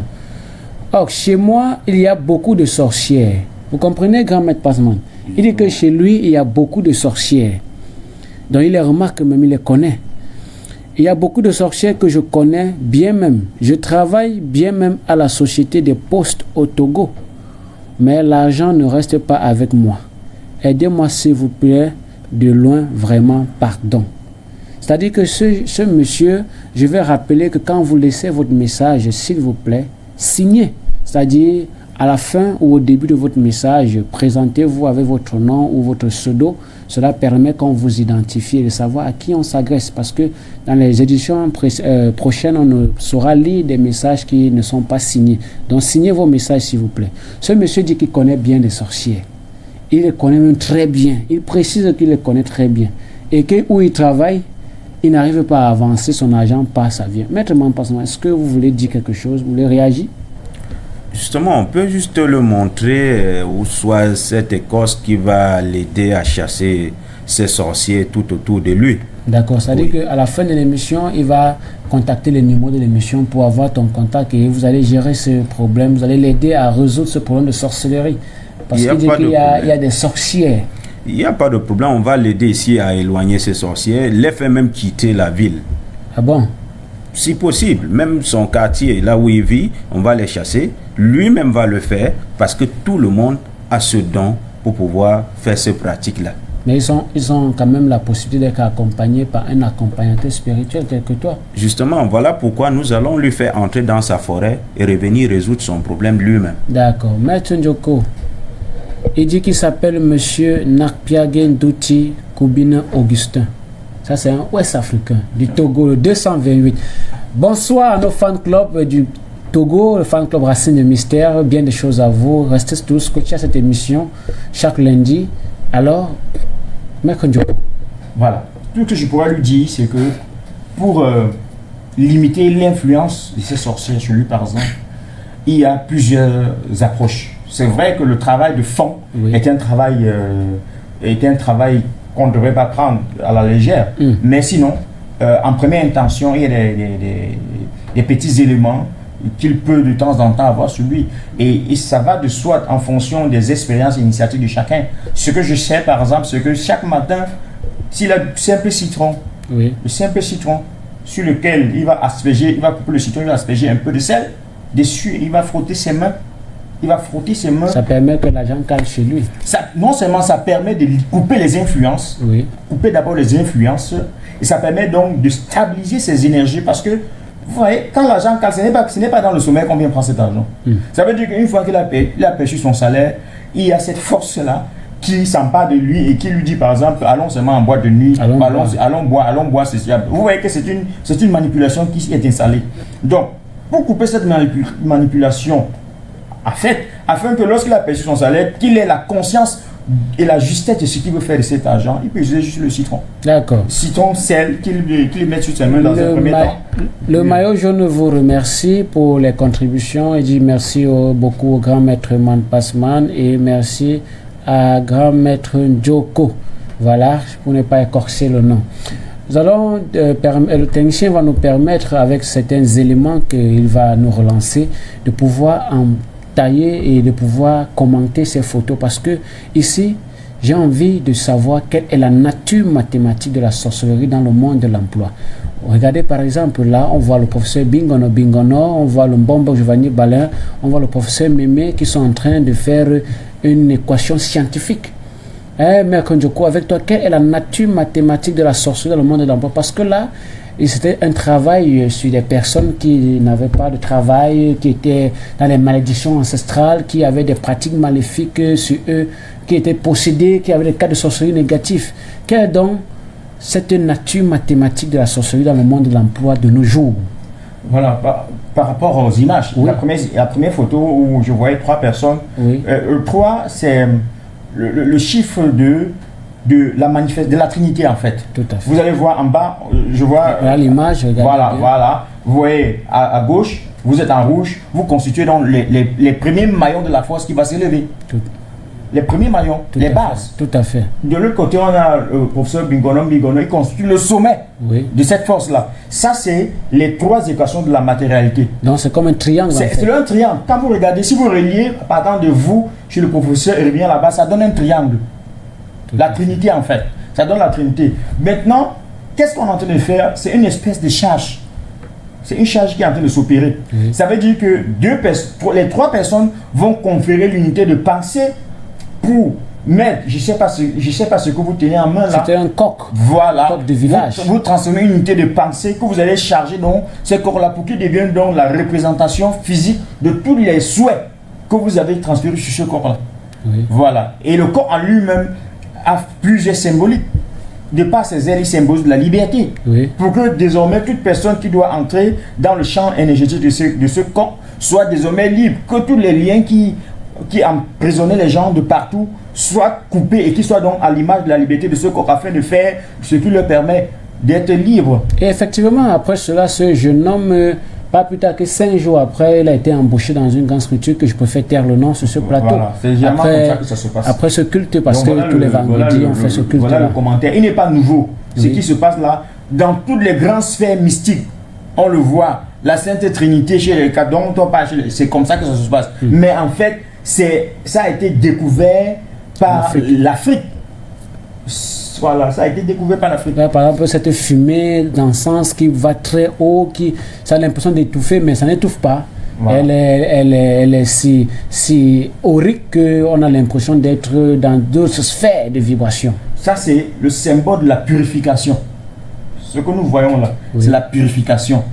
Quand vous entrez dans un champ pour faire une opération mystique, il faudrait d'abord purifier le champ d'énergie. La meilleure façon de purifier et que la purification puisse atteindre les sphères les plus inférieures, c'est de brûler les encens, comme vous le faites là. Ce sont des encens. C'est de brûler ces encens. De même, quand on est dans un hôpital, quand on veut commencer une opération, on nettoie la bétadine. Il faut nettoyer les bactéries. Ici, c'est au-delà. Donc, il faut purifier le champ d'information, la sphère de travail dans laquelle on est. Cette fumée que vous voyez là, pour ceux qui ont fait des expériences initiatiques dans le sens propre du terme, vous allez voir que quand la conscience se transmet d'une personne à l'autre, elle s'en va sous forme de fumée. C'est comme ça que la conscience se déplace, sous forme de fumée, en bas. C'est comme ça que c'est clair. C'est clair. Alors, Grand Maître Man Passman, on remarque là qu'il y a des figures mathématiques, des figures spirituelles. On voit un losange, ce qu'on appelle, comment on appelle ça, un pentagramme, un hexagramme, ce qu'on appelle généralement l'hexagramme solaire. Dans la Bible, c'est connu sur l'hexagramme de David. D'autres l'appellent même la particularité du donner et du recevoir. Mais on voit quelqu'un là en train de danser avec un masque de Kungan, d'invoquer les ancêtres. Quelle est cette équation, quelle est la nature de cette équation de sorcellerie dans ce domaine-là? Qu'est-ce que vous pouvez nous dire, qu'est-ce que vous pouvez expliquer, vous qui avez même participé, puisque vous avez assisté à cette grande cérémonielle au musée national? Justement, le rôle premier était de dégager les énergies négatives qui s'y trouvaient dans certaines personnes et de couper certains liens qui les empêchaient d'avoir leur désir. Et cette figure vient ici, cette figure, lorsque on la trace avec du sel, c'est pour faciliter la purification de l'âme. Ah, le technicien va défiler parce que là, ce que tu dis est pertinent pour faciliter. Justement, c'est pour faciliter la purification de l'âme. Vous constatez que le professeur Bingono est non seulement au niveau de la médiane, mais il est également sur la peau de panthère. Mais quel est le rôle de la peau de panthère dans ce phénomène de désenvoûtement où on veut libérer les gens des pratiques maléfiques? C'est pour permettre de centraliser les forces pour que la personne qui est en face soit débarrassée de toute force maléfique qui encombre son champ de vision. Tout à fait. Oui. Mais ça, ce que tu dis là, c'est une démon. Ça, c'est quelque chose de très pertinent. Hein? Justement, là, nous voyons également le jeune homme qui a cette poule sur la tête. Vous constatez que la poule a tendance à bouger. Parce que les énergies qui s'y trouvent en lui est en plein bouillonnement et doit retrouver l'extérieur.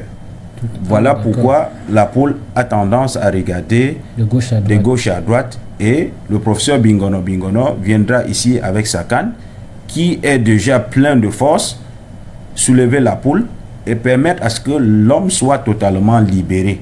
Et va donc avancer en le premier pas droit pour pouvoir sortir du cercle. Tout à fait. Et se laisser totalement la charge au niveau du cercle. Et après ce rituel, les initiés vont s'en charger de mettre ça hors d'état de nuit, très loin de la population, pour que la population puisse vivre normalement tout en bénéficiant de ce que le Seigneur les avait réservé. D'accord. Donc, c'est-à-dire que la nature mathématique de la sorcellerie ici, c'est la liberté. C'est la régression de la charge spirituelle. En fait même, c'est la délivrance. C'est se défaire des pratiques maléfiques. À entendre ton explication, en tant que grand maître et l'explication du grand maître Djoko, c'est-à-dire qu'ici, ils sont en train de faire un rite cérémonial. Regardez par exemple ce grand jeune homme qui est dans le soleil. Dans la représentation figurine du soleil, il est sur un balai, il est en train d'adjurer, il fait des conjurations pas possibles. À un moment donné, même dans la vidéo, vous voyez, il était comme s'il partait en transe. Maître Ndjoko fait comme s'il partait en transe, on dirait que quelqu'un le poussait alors qu'il est tout seul devant son destin. Oui, en fait, c'est que... On a même le coordinateur national des arts multimédia du ministère de la Culture du Cameroun qui lui-même à un moment donné, il allait en transe. C'est parce que beaucoup de personnes n'ont pas le haut sens de perception ou bien l'œil de Dieu. Oui. Sinon, quand vous êtes doté de l'œil de Dieu, au-delà de l'aspect physique qu'on voit, il y a tout un aspect spirituel autour.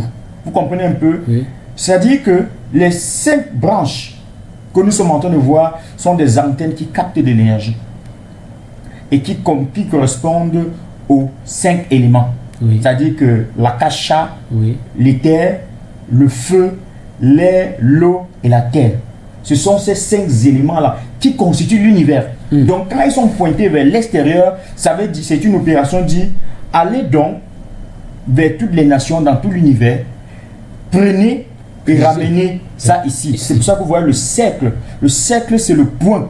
C'est l'atome qui permet la matérialisation de ce qui ne se voit pas. Donc c'est comme un noyau auquel gravitent des électrons autour. Et effectivement, donc le 666. C'est ce qui se passe là-bas. C'est Ça, comme c'est ça. fort. Donc quand vous vous mettez là, vous allez voir donc sur le plan mystique, vous allez voir qu'il y a tout un faisceau d'énergie qui commence à se dégager et qui monte au fur et à mesure qu'il reste à l'intérieur et qu'il soit concentré. Maintenant, comme au-delà du corps physique, il y a l'aura, il y a l'âme qui est juste au-dessus du corps physique. Oui. Lorsque ces forces-là commencent à revenir, donc, c'est d'abord l'âme qui perçoit l'énergie. Et l'âme est donc autour du corps comme un noyau, comme des électrons autour du noyau central. C'est cette âme, c'est donc ce champ de force-là qui entraîne des perturbations que vous voyez comme des trans. Oui, oui. C'est-à-dire que c'était fort ce jour-là. J'étais là comme s'il veut tomber, comme s'il veut se relever. C'est comme ça que j'étais en train de tourbillonner sur place, balbutiner. C'est un moment sacré de haute communication avec le divin. Nous sommes là en présence de la divinité dans le sens le plus parfait du terme. C'est-à-dire que les Africains maîtrisent essentiellement. Effectivement. Ce n'est pas une chose à démontrer. Quand on dit l'Afrique est le berceau de l'humanité, ça veut dire que tous les savoirs sont d'abord africains.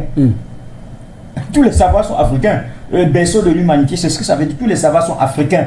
Toute la connaissance, elle est africaine. Oui. Et c'est à partir de l'Afrique que la connaissance a immergé le monde. Tout à fait. C'est ça qu'il faut que les gens comprennent. Grand maître Man Passman, tu as souvent côtoyé les pasteurs. Il y a souvent des pasteurs qui sont même venus te rencontrer pour certains travaux dont je préfère taire le nom. Je ne veux pas dire si tu les as repoussés ou pas, c'est toi qui vas dire ça aux téléspectateurs. Des prêtres viennent te rencontrer au quotidien parce que j'ai souvent surpris beaucoup là, avec leur chapeau, ils ont baissé. Quand ils viennent, tu ne sais pas que c'est eux. Hein. C'est quand ils sont là au bureau que tu comprends que non, ça c'est un prêtre, ça c'est un pasteur. Mais nous remarquons, nous observons dans les églises de réveil aujourd'hui qu'il y a une forme de possession conditionnée. C'est quoi cette forme de possession conditionnée dans les églises? Ou alors c'est autre chose, grand maître Man Passman? Toi qui as côtoyé le Saint-Esprit, qui maîtrise ce milieu, qu'est-ce que tu peux nous dire ici ce soir? En réalité, ce qu'ils font, c'est de te faire croire, à ce qui n'existe nulle part. Lorsqu'ils vous disent souvent, vous devez automatiquement... ce soir, vous devez recevoir votre miracle. Vous recevez le miracle et vous recevez même la clé de votre véhicule pour l'année-ci. Toujours le même soir? Le même soir. Il vous dit, attrapez la clé de votre véhicule. Vous attrapez. Et ça vient d'où? La clé là, c'est mystique? En réalité, c'est lui seul qui voit la clé. Et vous ne voyez le geste pas. Que vous faites, c'est juste envoyer la main vers le ciel et vous attrapez avec les deux. Vous attrapez quelque chose que vous ne voyez pas. Justement, c'est une forme de manipulation. C'est de te faire croire que tu auras la chose si tu crois. Maintenant, croire aux choses que tu ne vois pas, c'est d'espérer qu'il puisse faire intercession auprès de celui que toi-même tu ne connais pas. Pour pouvoir voir ce que toi aussi tu n'as pas vu. Ouais, ça, ils vous font croire qu'aujourd'hui vous allez avoir la clé de votre véhicule et que l'année prochaine vous aurez votre véhicule en fait. Toute l'année passée, décembre, janvier, vous restez dans les mêmes conditions. Et lorsque vous essayez de vous interroger, et vous dites, c'est parce que votre foi est encore petite. Elle est insuffisante. Oui. Ta Vous foi devez est faible. multiplier la foi pour pouvoir atteindre vos objectifs. Or, Tu maîtrises ces gens-là. Hein? Non, j'ai souvent l'habitude de les saluer juste. Je ne suis pas souvent avec Mais eux. comment est-ce que du 1er janvier au 31 décembre, après tout ce que tu as fait, on te dit que ta foi est insuffisante. On dit, mon bien-aimé, tu ne crois pas assez en Jésus. Mais eux, ils font ça comment? C'est tout juste une forme de vous avoir auprès de lui. Donc ça veut dire que c'est une manipulation qui leur permet que vous soyez toujours Justement, avec eux. vu que si vous quittez, il va payer le loyer avec quoi? Vous devez rester là. Vous êtes une source économique. Vous êtes une source de main-d'œuvre pour lui. Oui. Lorsqu'il a un souci, vous êtes là pour pouvoir l'aider. Mais lorsque vous avez le souci, on vous dit, levez juste la main, on va prier pour vous. Mais ça veut dire que quelqu'un a dit, un Africain, un expert dans la communication patrimoniale, a dit récemment, il y a 3 ans, que si les pasteurs, avec de l'argent, et communiquaient vraiment avec Dieu, ils allaient se lever un matin ou un soir, ils restent dans sa chambre et dire, oh pardon Seigneur, donne-moi l'argent, l'argent est tombé du ciel. Il Donc, ne communique avec personne. avec personne. Non, Donc il ces communique pasteurs avec ne... personne. Dimanche Il y sur a ce plateau, aucune on va, communication. je vais inviter Ils sont un pasteur près de 1000. Ils sont près de 1000. Vous ne pouvez pas me dire que lors d'une séance de prière, vous avez près de 1000 personnes devant vous et au même moment, vous recevez les messages de 1000 personnes. Mais je dis que sur ce plateau, je vais interpeller parce qu'il y a des prêtres qui m'ont contacté pour participer à l'émission. Et est-ce que tu vas pouvoir tenir? Parce que là, tu dis qu'ils ne communiquent avec personne. Comment est-ce que tu dis que les envoyés de Dieu... Ils ne ceux-là que communiquent Christ a avec façonné? personne. Je vais vous raconter une petite anecdote. Allez-y. Une fois, j'ai demandé à l'autre, vu que vous êtes en train de dire que vous êtes en présence du Seigneur et que vous communiquez directement avec lui, dites au Seigneur de vous donner mon numéro MTN et vous me le communiquez. Ça, c'est... Il n'a pas pu. Ça, c'est la provocation, M. Njoko. S'il me donnait mon numéro MTN, j'allais devenir son disciple toute ma vie. Ah bon? Mais comme il n'a pas pu le faire, il m'a dit on n'étende pas le Seigneur, on ne fait pas ceci au Seigneur. Il a trouvé des points d'échappatoire pour pouvoir éviter de faire cela. Mais ce n'est pas une tentation, ça, quand même. Non, ce n'est pas de la tentation. Lorsqu'on communique avec Dieu, on a tendance à voir ce qui est au-delà de la vision humaine. Ah bon? Si déjà il ne parvient pas à voir cela, ça veut dire qu'il veut me manipuler. C'est terminé. Et tu as su le maîtriser. Justement, j'ai su le maîtriser parce qu'il n'a pas pu me donner les éléments dont il était question. Quel est donc le message que tu adresses aux Africains et à l'humanité qui t'écoute, qui nous écoute en ce moment? La première des choses que l'Africain doit comprendre, c'est de maîtriser les paroles qui sortent de sa bouche. Il doit comprendre qu'à travers les propos qui sortent de sa bouche, on peut le manipuler grâce à ce qu'il dit. Il doit écouter, analyser, avant toutefois de répondre. Parce que ce qui vient de sa bouche, c'est ce qu'on va utiliser pour pouvoir l'inortiser totalement et le manipuler jusqu'à sa fin. Donc ça, c'est la première des choses que l'Africain doit comprendre. L'Africain doit vraiment rationaliser son comportement pour que dorénavant, des manipulations ne puissent plus être vraiment palpables tant sur tous les flancs. Maître Njoko, moi j'ai remarqué un pasteur récemment, l'année dernière au Gabon, qui a dit à une jeune fille, je donne une grossesse de 3 mois. D'ailleurs, j'ai intervenu dans une chaîne de télé que je ne vais pas mentionner ici, à une émission pareille, où un pasteur gabonais a dit à une jeune fille en pleine émission, je donne une grossesse de 3 mois. Et il l'a fait. Cela, ce n'est pas une forme de possession ou est-ce que c'est toujours la puissance de Dieu? Parce que là, on parle des églises de réveil. On veut savoir quel est leur impact, quel est leur rôle dans le cadre de la sorcellerie, de la possession chez les Africains. Parce qu'ils sont venus perturber toute l'Afrique en réalité. Ils ne veulent même plus partir. Chez moi, là-bas, heureusement, je suis dans un quartier, au moins, on respecte encore la chefferie. Mais à côté, partout dans les maisons, c'est l'église. J'ai été même montré dernièrement au grand maître de passement dans une de nos investigations. Quelqu'un a son bâtiment, c'est l'église à côté. L'autre a payé la place, c'est tout l'église. Ça dit que l'autre est à l'intérieur comme nous, c'est l'église. Là, d'ailleurs, ce sont même mieux. Quelqu'un d'autre a encore une autre église là-bas. Et ce n'est pas le même nom. Mais vous voyez à quel niveau est arrivée cette dépréciation des valeurs endogènes africaines. Non, en fait, c'est du bon business. Ah, c'est du bon business. Oui, vraiment, c'est du bon business. Vous comprenez? C'est que il y a une catégorie de personnes qui ont compris que les Africains, pour la plupart, étaient très émotionnels. Ils n'étaient pas assez rationnels. Donc, c'est des personnes qui sont manipulables. Vous comprenez? C'est des personnes qui sont manipulables. Et comme nous sévissons, nous croupissons sur la pauvreté, pour quelqu'un qui n'a pas de quoi manger, il est plus facile pour lui, il est plus facile d'écouter le message que si tu donnes ta vie à, je sais pas, à Jésus, il va te sauver des péchés. C'est ce que vous voyez aujourd'hui, tous les jours. Vous voyez par exemple une femme qui est en route, elle n'a pas mangé depuis le matin, mais elle est dans un carrefour avec un micro. C'est-à-dire que l'irrationnel fait de telle en sorte que elle qui n'a pas mangé le matin, elle ignore que en criant, à force de crier comme elle crie sur le micro, le peu d'énergie qu'elle a encore, ça va finir. Mais elle disait souvent qu'elles sont habitées par le Saint-Esprit. D'ailleurs, même, j'en connais certaines qui prononcent des incantations qui sont parfois connues sous le nom des paroles de communication. Parler en langue. Parler en langue. Mais nous savons dans notre jargon mystico-spirituel que ce sont des incantations parce qu'ils vont voir certaines personnes qui les révèlent ces incantations. Mais d'aucuns même font de la fabulation, à dire des choses parce qu'ils inventent et disent que c'est de parler en langue. Mais comment est-ce que quelqu'un qui est habité par le Saint-Esprit, comme le grand-maître Raymond Passman dit souvent, qui sont habités par le Saint-Esprit et la personne perd ses énergies quand elle annonce la bonne nouvelle?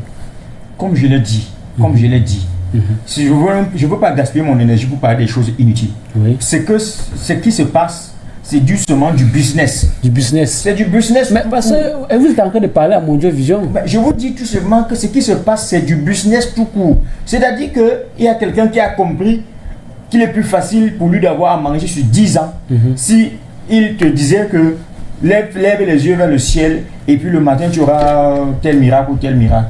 C'est comme ça, ils ont compris qu'ils vont créer cette communauté de personnes. Et parfois, au sein de cette communauté de personnes, regardez comment ils font par exemple. Il arrive à créer cette communauté de personnes et il va commencer à vendre des huiles d'olive par exemple. Il dit qu'il faut vendre des huiles d'olive, il faut vendre le sel sacré, il faut vendre l'encens béni, il faut vendre ci, il faut vendre ceci. Et puis quand il fait ça, il dit bon voilà, l'huile d'olive va coûter peut-être, il achète ça au prix de gros, peut-être à 6 000 francs le litre. Il dit ok, comme on a acheté du prix de gros et revenu dans l'assemblée de Dieu, dans la maison, Jésus va bénir, il va chanter tout ce qu'il va chanter là-dessus. Et après ça va passer de 6 000 à 15 000 francs ou 20 000 francs. Il a une assemblée de 1000 personnes. Oui. Vous comprenez? Il a acheté à 6 000, il va à 15 000 ou à 20 personnes. Faites la différence par exemple de 14 000 francs par 1000 pour voir combien il va. C'est des gens qui sont intelligents tout simplement. C'est eux-mêmes, ils ne croient pas en ce qu'ils font. Hey, ça c'est grave, hein? Non. Ça c'est très grave. Je dis que eux-mêmes. Le pasteur là ne croit pas en ce qu'il dit. Il ne croit pas en ce qu'il fait. Il fait seulement. Il sait seulement qu'il est là pour te manipuler. Et comme tu es bête, cherche l'argent. Comme tu es bête, ce n'est même pas un débat. Il sait qu'il est là pour te manipuler. Et comme tu es bête, tu dois aller être la source de revenus dont il a besoin pour faire ses affaires. Regardez par exemple les voitures. Mais vous pensez que les grosses voitures, les grosses assemblées qui construisent là, vous pensez qu'en réalité, c'est Jésus qui a donné ça? Non, c'est pas Jésus. Ils ont mis sur pied un stratagème pour escroquer l'argent de façon bien pensée chez les fidèles. Non, ce n'est pas une histoire de Jésus. C'est une histoire de business. Ils prennent l'église pour masquer le business et à l'intérieur, ils font le business. C'est comme ça que ça se passe. Donc, je ne veux pas qu'on accorde de l'importance. Ceux qui sont vrais ne viendront pas faire ce genre de choses. C'est du business tout court. C'est du business, donc on ne veut pas qu'on garde l'énergie pour parler. C'est du business. D'accord. Grand-maître Passman, oui. Grand-maître Djoko est mordicus sur ces termes. Que tes gens là qui viennent souvent te rencontrer là, que sont des businessmen, des hommes d'affaires de haut niveau. Est-ce que tu soutiens Mordicus aussi sa thèse? Parce que j'ai l'impression que je suis comme le seul sur ce plateau qui ne sait pas où vous êtes. Hein? Peut-être que je suis un peu encore égaré, mais permettez-moi quand même vous deux de revenir parmi vous. Ces gens sont en train de revenir vers ce qu'on appelle une voyance. Regardez sur les affiches actuellement, ils disent voyance prophétique. Ce n'est pas. Voyez? Il faut. Ça, c'est terrible, hein? Oui, ils écrivent des choses. Leur voyance est prophétique, mais la voyance chez le mystique est satanique. Mais... Vous voyez? Ils font comme ça, c'est une forme de manipulation pour que le fidèle qui a un problème ne revienne pas à sa source. Et dès qu'il n'interroge pas sa source, il sera perdu.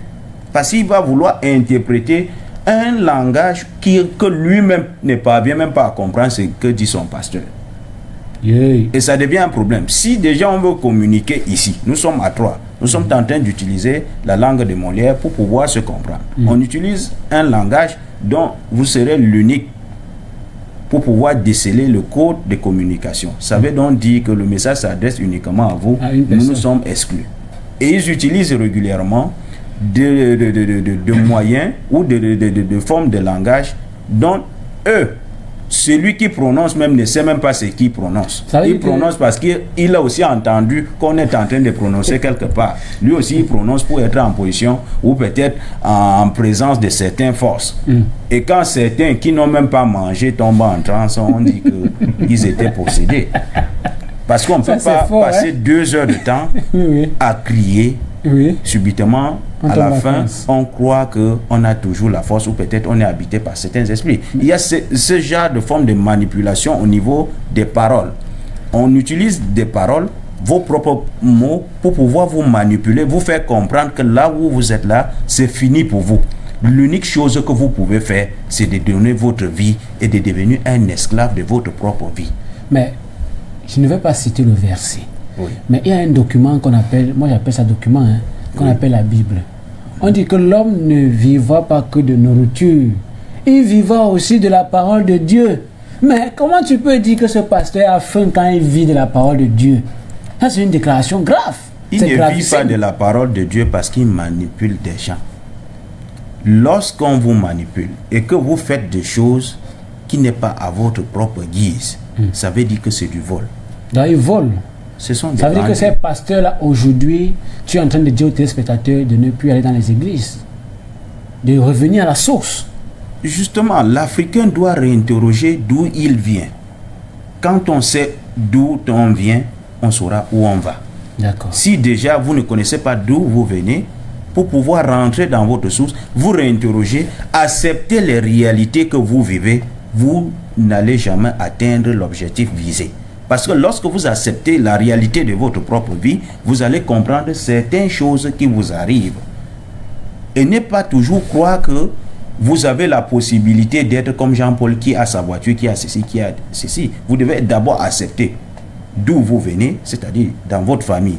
Qu'est-ce qui s'est passé? Comment ça s'est passé? Il faut interroger votre lignée et les réponses qui vont ressortir de là vont vous aider à pouvoir comprendre votre état. Ça veut dire qu'il faut interroger l'oracle. Justement. Par exemple, chez les Ouest-Africains, on peut avoir le Toto Ifa, l'Ifa, afin de pouvoir faire un diagnostic avec le Fa, les 16 signes de géomancie. On peut avoir un géomachien qui trace le sable. Au nord du Cameroun, on trace. À l'ouest du Cameroun, on trace également le sable. On va voir à l'ouest toujours avec les coris. On va voir au littoral avec l'eau, avec les feuilles, avec beaucoup de choses. Donc, il faut aller interroger les esprits ancestraux pour savoir ce qu'il faut faire, d'où on vient. Parce que quand on sait d'où on vient, on sait d'où on va. Justement, il ne faut pas seulement interroger les esprits, mais il faut aussi demander à ces vieillards qui se trouvent dans la famille. Ah, d'accord. Donc, il faut se rapprocher. Oui, il faut se rapprocher des savants. Je m'appelle Jean-Paul. Pourquoi je m'appelle Jean-Paul? J'avais mon grand-père qui s'appelait Jean-Paul. Est-ce qu'il n'y a pas eu transmission de gènes entre moi et lui par rapport au niveau des comportements, par rapport à sa vision de vie, par rapport à ce que lui, il faisait? D'accord. Ça, c'est quelque chose de très pertinent. Donc, il y a communication. Lorsque vous prenez le nom de quelqu'un, automatiquement, vous aurez tendance à vous comporter de la même manière. Mais quelque part, on dit que lorsque tu t'appelles, par exemple, Jean-Paul, c'est le nom de baptême que les colons ont bien voulu que les Africains portent. Mais maintenant, on rencontre dans l'aspect des tombeaux. Grand Maître Njoko, le rôle des tombeaux à l'ordre occulte dans le cadre des pratiques de sorcellerie en Afrique, quel impact? Parce que j'ai l'impression que beaucoup de rituels se font dans les tombeaux, mais pas dans le sens positif toujours. J'ai même l'impression que on déterre même certains tombeaux pour faire certaines pratiques de sorcellerie et de possession. On voit des pasteurs avec des mouchards, on voit certains cradithérapeutes avec certaines choses qui ne relèvent pas de la bonne sorcellerie, qu'ils ont mis en exergue de la sorcellerie négative, donc péjorative. Mais quel est donc le rôle des tombeaux à l'ordre occulte? Parce que là, ils sont en train d'empiéter et non de piéter sur l'ordre occulte. Quel est l'impact de ces tombeaux en Afrique à ce moment donné? Bien, vous voyez, quand vous posez cette question, nous entrons dans une forme de réflexion très profonde. Oui. On ne saurait répondre à cette question si on ne peut pas répondre à la question après que l'homme soit mort, c'est-à-dire qu'après l'âme ait quitté le corps. Votre dépouille là, qu'est-ce qu'elle vaut? Ce n'est que quand on va répondre à cette question-là qu'on peut maintenant comprendre pourquoi est-ce que les gens adultent tant les cimetières pour aller faire des rituels. Vous comprenez un peu. Alors, voici ce qui se passe au moment où on est lorsqu'il y a la première fusion des cellules, c'est-à-dire que le spermatozoïde et l'ovule vont se mettre ensemble pour former le premier être humain que vous serez dans 9 mois. À ce moment-là, vous n'êtes qu'un petit œuf qui ne vaut rien. Mais au fur et à mesure que le temps passe, vous commencez à revêtir la forme d'un être humain. Le plus important dans cette phase-là, c'est au moment où la colonne vertébrale ou bien l'ensemble des ossements de l'être humain se constituent. Pour faire la charpente osseuse d'un être humain, Dieu ou le scientifique le plus grand de l'univers utilise des éléments qui répondent à la fois de l'âme et de l'esprit. C'est pour ça que les os ont la couleur blanche. La couleur blanche veut tout simplement dire que on peut partir de cette couleur-là pour donner forme, pour donner toute autre couleur. Donc c'est la neutralité en fait. La neutralité à la base. Mais la neutralité qui conserve et qui condense toutes les plus grandes énergies. Dans certaines cercles, on parle du serpent qui se lève. La charpente osseuse, au fur et à mesure que l'enfant croît, ça se lève, jusqu'au cerveau. Cette puissance-là est donc concentrée d'abord sur la base, sur la tête de l'os du crâne, et c'est à partir de là qu'il se positionne comme un satellite. À partir de cette position de satellite-là, on capte toutes les énergies qui rayonnent dans l'univers. C'est l'ensemble de ces énergies-là qui permettent donc au cerveau d'être efficace, qui permettent la clairvoyance, qui permettent tout autre travail qu'on peut faire sur le plan mystico-spirituel. Donc de rayonner. De rayonner. Or, il se trouve donc que lorsque vous décédez, vous imprégnez ces os-là de toutes ces énergies-là. Vous imprégnez ces os de toutes ces énergies. Donc ce n'est pas au hasard que ceux qui vont donc dans les cimetières pour déterrer ces différents os, ils savent donc avec ces os par exemple, on peut arriver, je n'ai pas moi qui vais vous l'apprendre, nous avons des tribus au Cameroun où quand on enterre, on brûle. Oui. On brûle complètement le corps jusqu'à ce que la sang ne voit plus rien. Pourquoi? Parce qu'ils avaient découvert que si on arrive à prendre un seul ossement, je ne veux pas parler de ça parce que c'est très mauvais. Je ne veux pas parler de ça, mais il arrive qu'à prendre un seul ossement, on peut arriver à faire des choses. Non, dis, nous sommes à la racine des mystères. Quand on arrive à prendre un seul ossement de la personne qui est décédée, par exemple, on peut décimer toute sa génération. Mais seulement ces gens-là ont vu seulement le côté négatif de cette affaire. Ah, d'accord. Parce qu'au même moment, on peut décimer toute la génération. Au même moment, en orientant dans le sens positif, on peut faire prospérer aussi toute la génération. Donc, c'est pour dire que la sorcellerie en elle-même, ce sont des gens qui décident d'en faire quelque chose de mauvais. Sinon, à la base, c'est une force qu'on peut exploiter dans le bon sens. Malheureusement, ils arrivent toujours à exploiter dans le mauvais sens. Comme ça se passe également dans le monde actuel. Ce n'est pas seulement une histoire de l'Afrique. Oui. Parce que l'idiotie voudrait qu'on pense que c'est seulement une histoire de l'Afrique, de tuer les hommes. À l'heure où nous parlons, il existe une guerre entre des grandes nations dans le monde, où on envoie des bombes atomiques, des avions partout pour tuer. C'est quoi? Est-ce que quand on parle de la sorcellerie, est-ce que la sorcellerie là-même est capable de... Les sorciers négatifs là, est-ce qu'ils sont capables de tuer autant de personnes comme on voit à l'heure actuelle? Ce n'est pas possible. C'est pas possible. Donc je dis tout simplement ça pour amener les gens à ouvrir un peu plus grand les yeux et les oreilles, parce que de temps en temps, ils vont dire, oh, vous parlez de la sorcellerie, c'est les Africains qui sont sorciers. Je dis non, ce n'est pas une histoire de l'Afrique. C'est une histoire de condition humaine. La condition humaine. Et en Afrique, nous sommes encore très avancés sur le plan de la moralité. Parce qu'il n'y a pas une guerre où un peuple va se lever pour aller écraser un autre, ou bien on va prendre les armes, bombarder les... Non, ça n'existe pas. Pour finir sur votre question, c'est parce que l'ossement humain regorge les énergies les plus puissantes que l'âme. Parce qu'au moment où l'âme se sépare du corps il y a une vibration comme un satellite ou bien une navette qui veut se lever. Il y a cette vibration qui commence à tourbillonner et l'impact doit donc se coller sur le corps, sur les os. Donc quand ils viennent chercher, quand vous voyez dans les tombeaux là, c'est ça qu'on vient chercher pour aller faire des travaux. C'est pour aller faire des grands travaux qu'on vient chercher ça. Ce n'est pas pour deux choses. C'est pour chercher uniquement les instruments. Ça veut dire que des personnes dans des marchés central, marché de Dakar au Sénégal, marché Madagascar, dans le pays des îles Féoré, partout là, utilisent ces pratiques-là dans l'ordre pour déstabiliser l'ordre occulte. J'ai envie de rappeler à nos milliards de téléspectateurs que nous allons y revenir sur la thématique dimanche, espace 21h-23h, pour amorcer la seconde partie du thème, parce que nous sommes là dans un thème très captivant.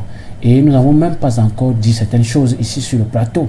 Mais aujourd'hui, nous sommes encore en train de démontrer les vicissitudes de la sorcellerie sur le plan négatif, des possessions sur le plan négatif, mais également de révéler ici ce que peut être les différents aspects et manifestations des pratiques maléfiques. Nous tendons déjà à la fin de notre émission parce qu'il nous reste moins d'une quinzaine de minutes. Docteur Man Passman, moi j'ai l'impression que tes vers là, ce sont des satellites. Hein? Est-ce que on ne sait jamais, parce que tu allais vraiment en train d'observer même nos téléspectateurs qui nous regardent. Non, qu'est-ce qu'on peut dire et quel est l'impact des tombeaux dans le cadre des pratiques maléfiques? Parce que j'aimerais quand même qu'en quelques minutes, après avoir dit cela, qu'on donne quelques solutions avant de revenir sur le thème la prochaine fois. Son impact est beaucoup plus négatif que positif. Parce que dans ce tombeau, on va séparer des gens. Dans ce tombeau, on va séparer des familles. On va rendre des familles complètement idiots. On va permettre à ce que des familles ne puissent pas évoluer. Il y a autant de choses. Que ce soit sur le plan économique, vous allez constater que lorsque on fait des pratiques et qu'on les enterre dans des tombes, vous aurez tendance que la vie de la personne n'aura pas vraiment de sens. Donc tout va vraiment aller à contresens et il va se poser mille et une questions. Pourquoi je vends telle et telle vend telle chose ne fonctionne pas? C'est lorsque on prend souvent des choses et on les enterre là. Ou peut-être lorsque on lave ce cadavre et peut-être ce bâton qu'on utilise deux fois pour pouvoir prendre la taille, pour pouvoir creuser la tombe, il garde souvent des extraits pour pouvoir faire certaines pratiques. Et lorsqu'on prononce votre nom là-dessus, tenez-vous tranquille, ça sera difficile, pénible pour vous de trouver vraiment le soleil. Ah bon? Oui. Donc, chers téléspectateurs, la seconde partie de ce thème va consister effectivement à vous parler des différents aspects des pratiques reliées à la sorcellerie. Par exemple, les bâtons de commandement qui sont faits dans les cimetières. L'eau de cadavre, nous avons de l'eau de mort pour faire la vente. Dans la politique, comment les politiciens font, on va révéler ici sur le plateau cet aspect ésotérique, occulte, mystico-spirituel des procédés théologiques, je ne veux pas dire théologiques, mais je veux plutôt dire théologiques, même de certaines personnes qui se proclament haut et fort être des mystiques, alors qu'en réalité, ils font des soubassements d'énergie pour pouvoir exercer leur énergie sur des personnes faibles. Parce qu'il faut le savoir, on ne peut dominer et agir que sur quelqu'un qui est faible. L'homme qui est sorcier là, l'homme qui cherche à t'envoûter négativement, ça ne peut avoir d'effet sur toi que si tu es en bas de lui.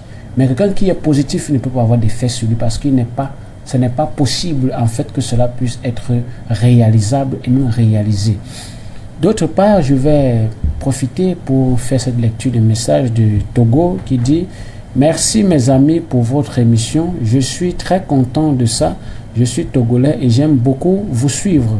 C'est possible que vous allez mieux nous aider à comprendre. Si c'est possible que vous allez mieux nous aider à comprendre bien ce que nos aïeux pratiquaient, je sais bien que l'Afrique doit se relever. Ok, merci beaucoup. Il demande si c'est possible qu'on va aider l'Afrique à comprendre ce que nos aïeux pratiquaient, parce que l'Afrique doit se relever. On parle de la Renaissance. Oui. Nous sommes dans une chaîne panafricaine qui parle de la Renaissance. Effectivement. Nous sommes déjà dans la continuité de ce qui avait commencé depuis le Cheikh Anta Diop. Et aujourd'hui, quand il parle de ça, ça me fait penser au grand professeur Omutunde, de regretter de mémoire, qui a retrouvé, qui a fait le voyage, où nous reviendra peut-être sur une autre forme, dans un autre corps. Voilà. Il faut écouter les enseignements du professeur Omutunde. Vraiment, je pense que sur le plan de la connaissance et de la démystification des causes, voilà quelqu'un qui est revenu pour une mission spéciale et il a accompli cette mission-là. Parce que depuis que le professeur Omutunde est mort, j'ai l'impression que c'est à ce moment-là que sa renommée est en train d'atteindre les paroxysmes.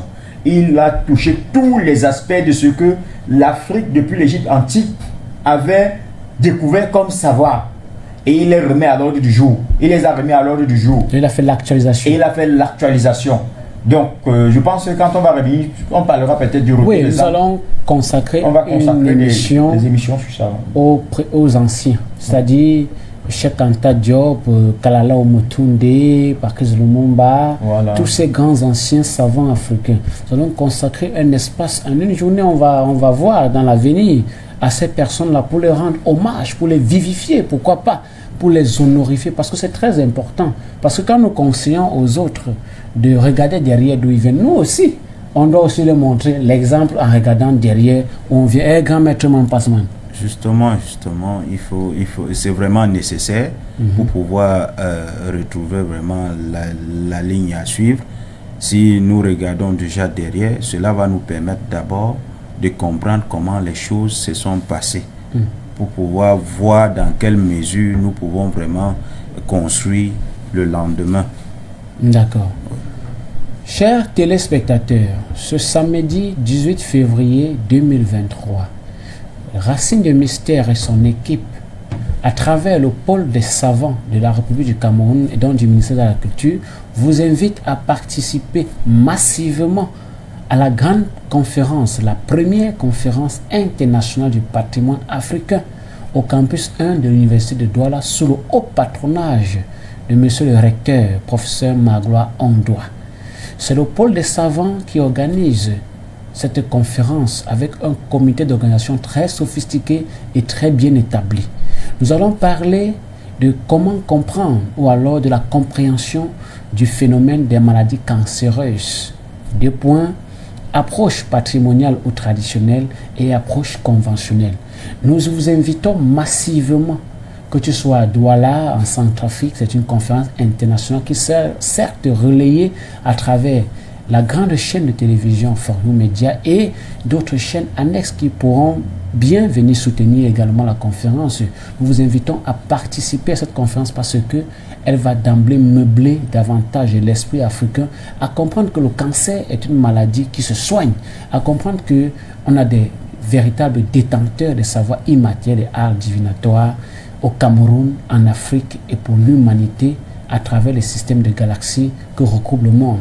Venez participer massivement à cette grande conférence, c'est samedi 18 février 2023 à partir de 14h.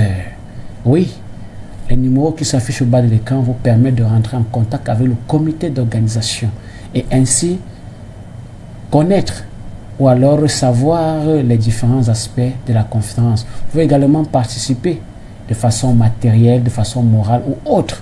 Mais le plus important, c'est d'assister à la conférence afin de savoir. Je peux déjà vous dire ici qu'il y aura des invités, des experts de marque tels que le grand maître Joko, tels que le professeur Bingono, tels que le grand maître Manpasman, tels que la grande prêtresse Kenny Lambo, Marfo, la reine et beaucoup d'autres personnes. Je n'ai cité que ceux-là pour vous faire comprendre qu'en réalité, c'est quelque chose de sérieux. Et des grands parchemins seront remis ce jour par le doyen de la faculté des lettres et sciences humaines, parce que là, nous sommes dans les relations humaines, mais beaucoup plus encore dans le cadre de la mystique. Et donc, le doyen va se charger de remettre à titre exceptionnel des parchemins d'excellence aux experts, qui seront les panélistes de ce jour. Venez donc nombreux participer à cette grande conférence, qui est de la conférence internationale du patrimoine africain. Nous sommes africains et nous parlons de l'Afrique. Aujourd'hui, nous avons présenté quelques aspects, quelques manifestations, quelques méandres et quelques vicissitudes de la sorcellerie, de la possession. Nous allons y revenir encore dans les jours à venir afin d'apporter cette fois-ci une contribution largesse autour des solutions tant sur le domaine occulte, tant sur le domaine traditionnel, tant sur le domaine de la santé et sur plusieurs domaines. Vous avez remarqué là cette cérémonielle qui permet de mettre en exergue tous les pouvoirs africains aux 5 coins cardinaux de l'humanité, à savoir le nord, l'est, le sud, le nadir, le zénith et on va parler de la Kassa, beaucoup de choses compliquées ici. Mais plus encore, chers Africains, nous vous interpellons davantage à rester connectés, à rester scotchés à cette émission Racines des mystères. Un mot de fin, grand maître Njoko? Oui, ce que je pourrais dire en guise de fin, c'est que voilà, la sorcellerie est une réalité, mais vous devez savoir que elle n'est pas foncièrement mauvaise. En fait, en elle-même, c'est une force comme toutes les autres. C'est celui qui décide d'orienter ses forces et ses énergies vers un sens négatif qui est mauvais. Ce n'est pas la sorcellerie en elle-même, puisqu'en elle-même c'est une science, comme je l'ai dit tout à l'heure. Maintenant, sachez que ça ne se résout pas à l'hôpital.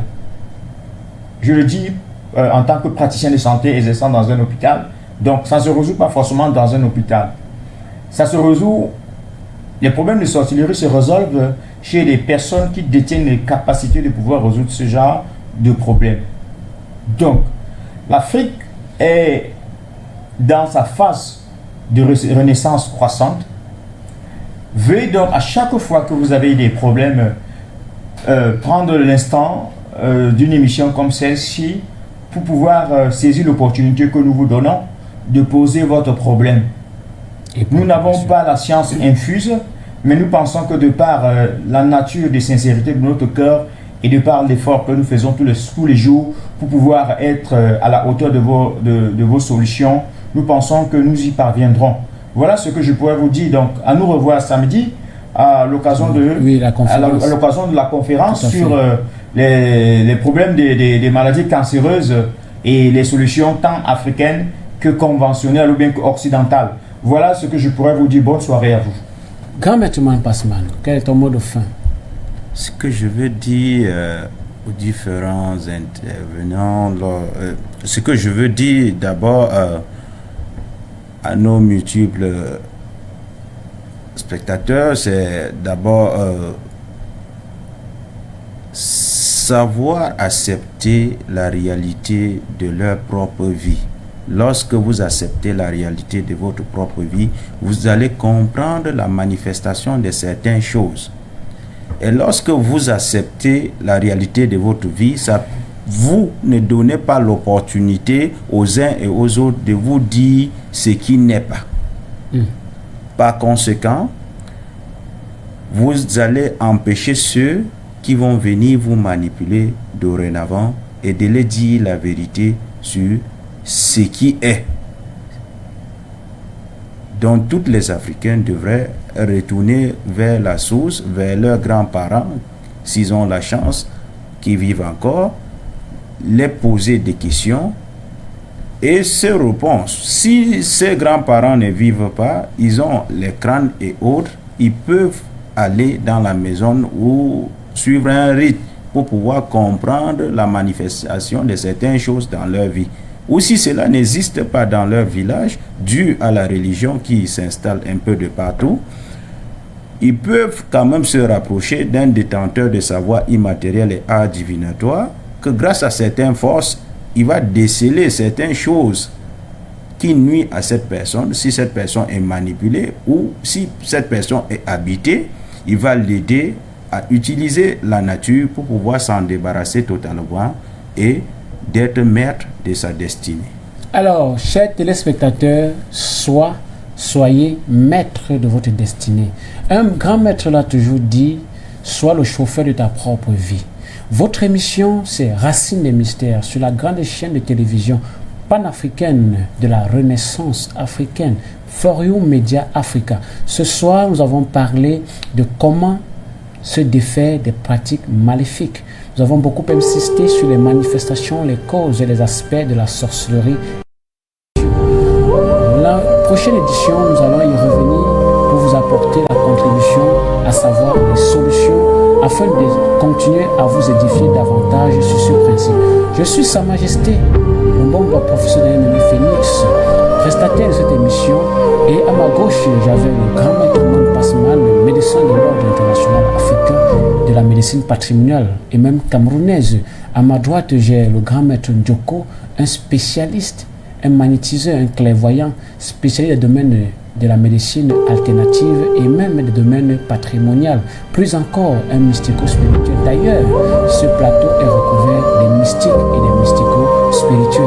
Nous sommes à Racine des Mystères sur votre chaîne de télévision For You Media, qui est accessible par l'application mobile For You Media, par le site internet à travers Free Africa, le Créoline, le Numéricable. Donc, vous pouvez revoir en différé nos émissions Racine des Mystères pour davantage être en contact avec nous. Maintenant, si vous avez envie de participer à l'émission ou apporter votre contribution, vous nous contactez à travers les numéros via de l'écran, bas de l'écran, afin d'être peut-être la prochaine fois sur ce plateau, que tu sois imam, pasteur, soufiste, ou je ne sais quoi, peut-être même rose-croix, franc-maçon.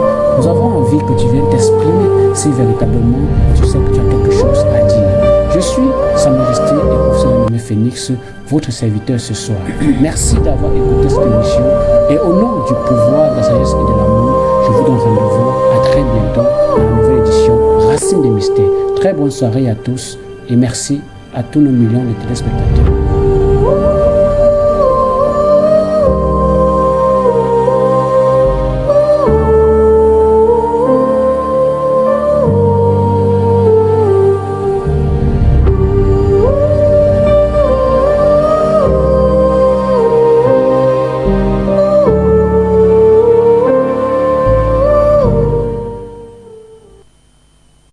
Votre chaîne de télévision